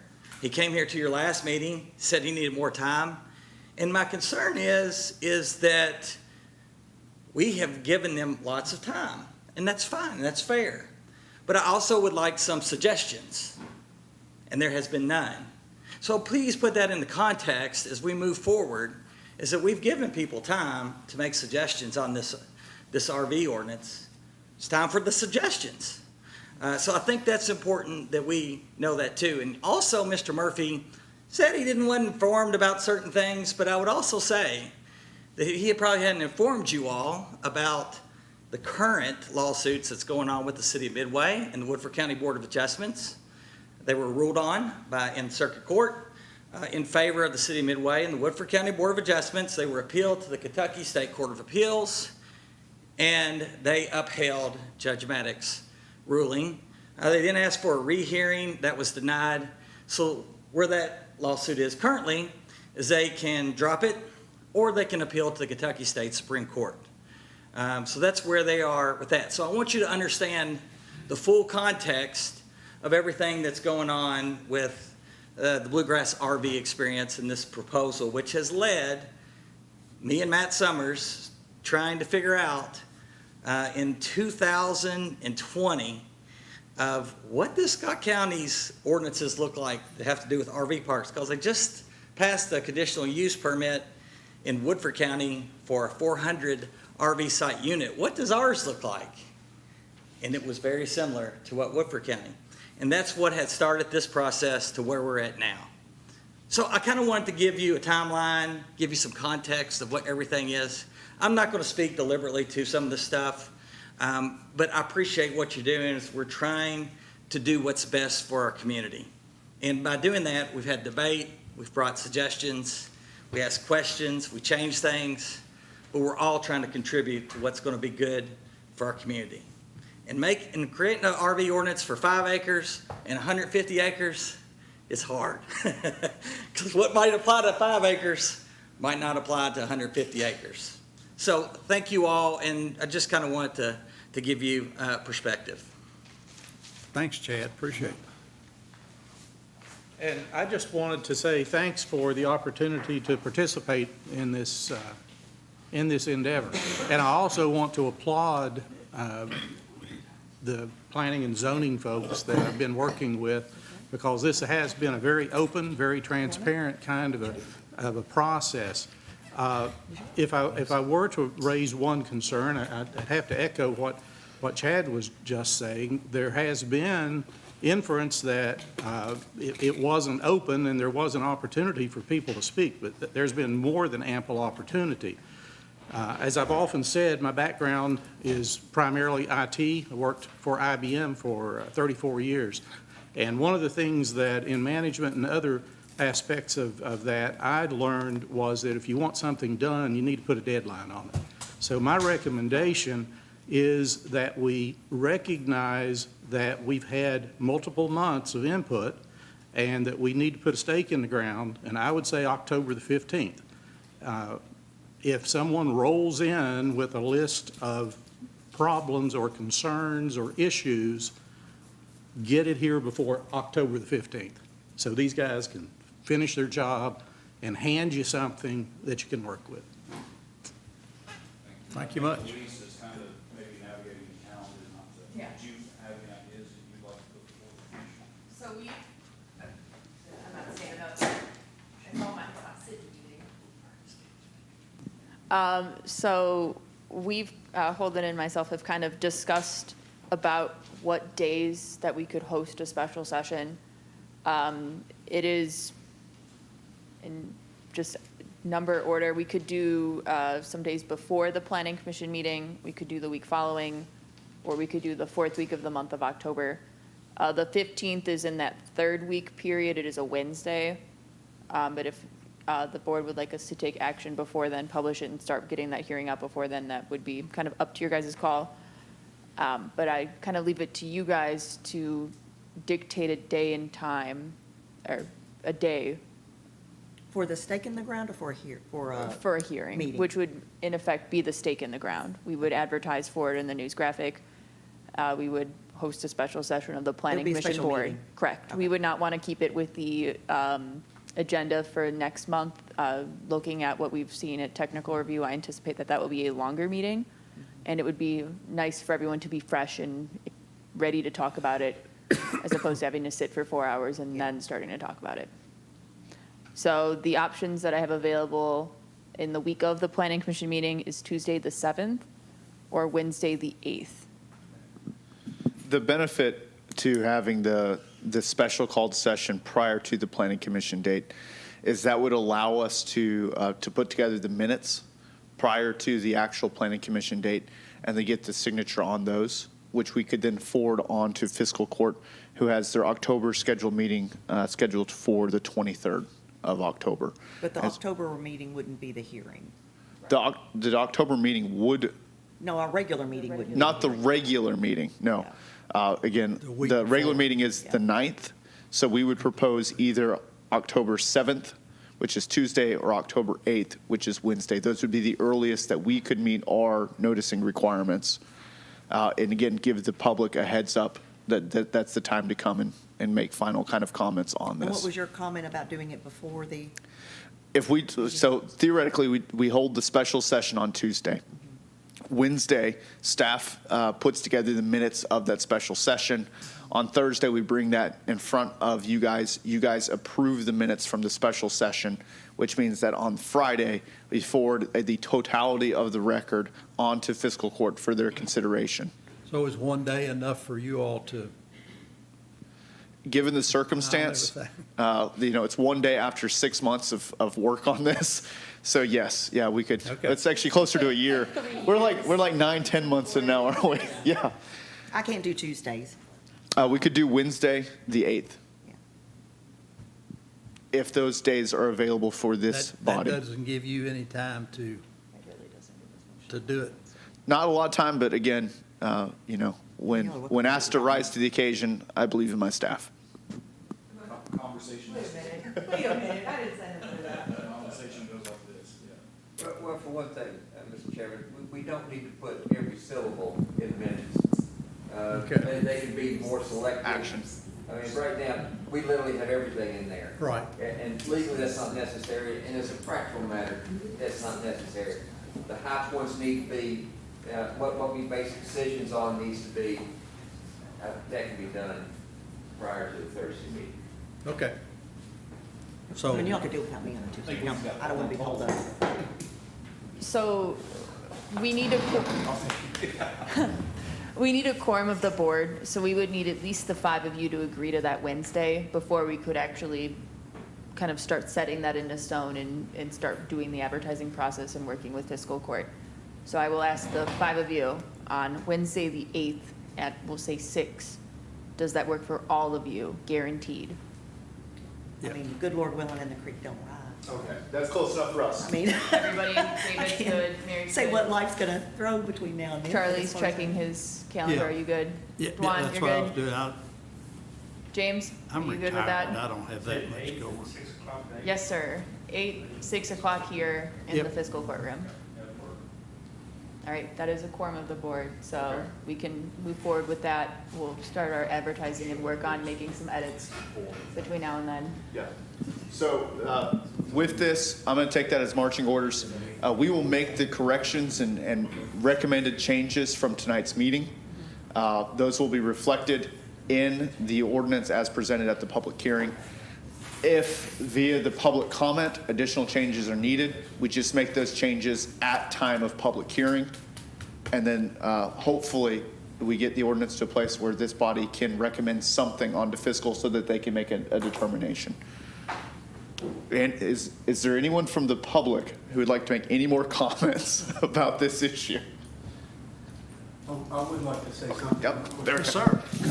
Hi, Mr. Adair. I haven't seen you for years. No relation to this lady over here, is it? No, how are you? Good, good. Thank you. Swear affirm. I do. Thank you. Yes, sir. So we live on Ironworks Pike. And so, and I agree with you as far as, Mr. Vest, as far as people pulling trailers and goosenecks and farm equipment and things of that nature going down the road. However, those little divots on the side of the road that tell you that you're getting ready to go off the side of the road. When the type thing. Rumble strips. What are they called? Rumble strips. Rumble strips. I just learned something tonight. Thank you.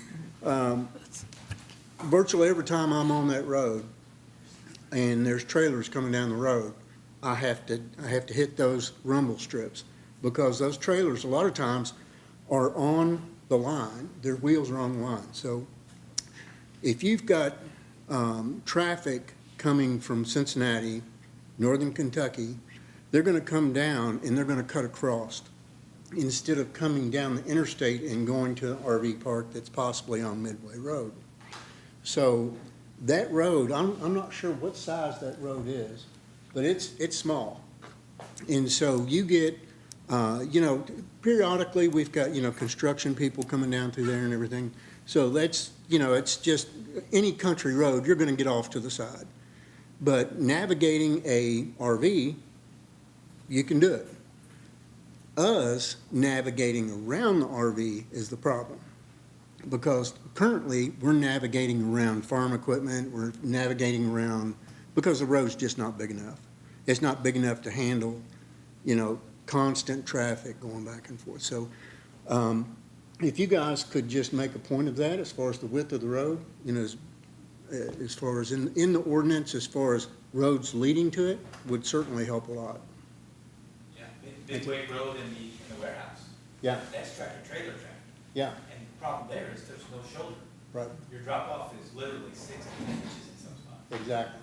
And plus And that's very the people from the bike community, bicycles. There's a guy that was killed just last year. Somebody popped over the top of the hill and run over him. So there's a lot of people that are on that, you know, that use that as recreational use. So it's really dangerous. So, thank you. Thank you. Anyone else? Two more things, right? I need to leave at 8:30, so we need to reel it in. Okay.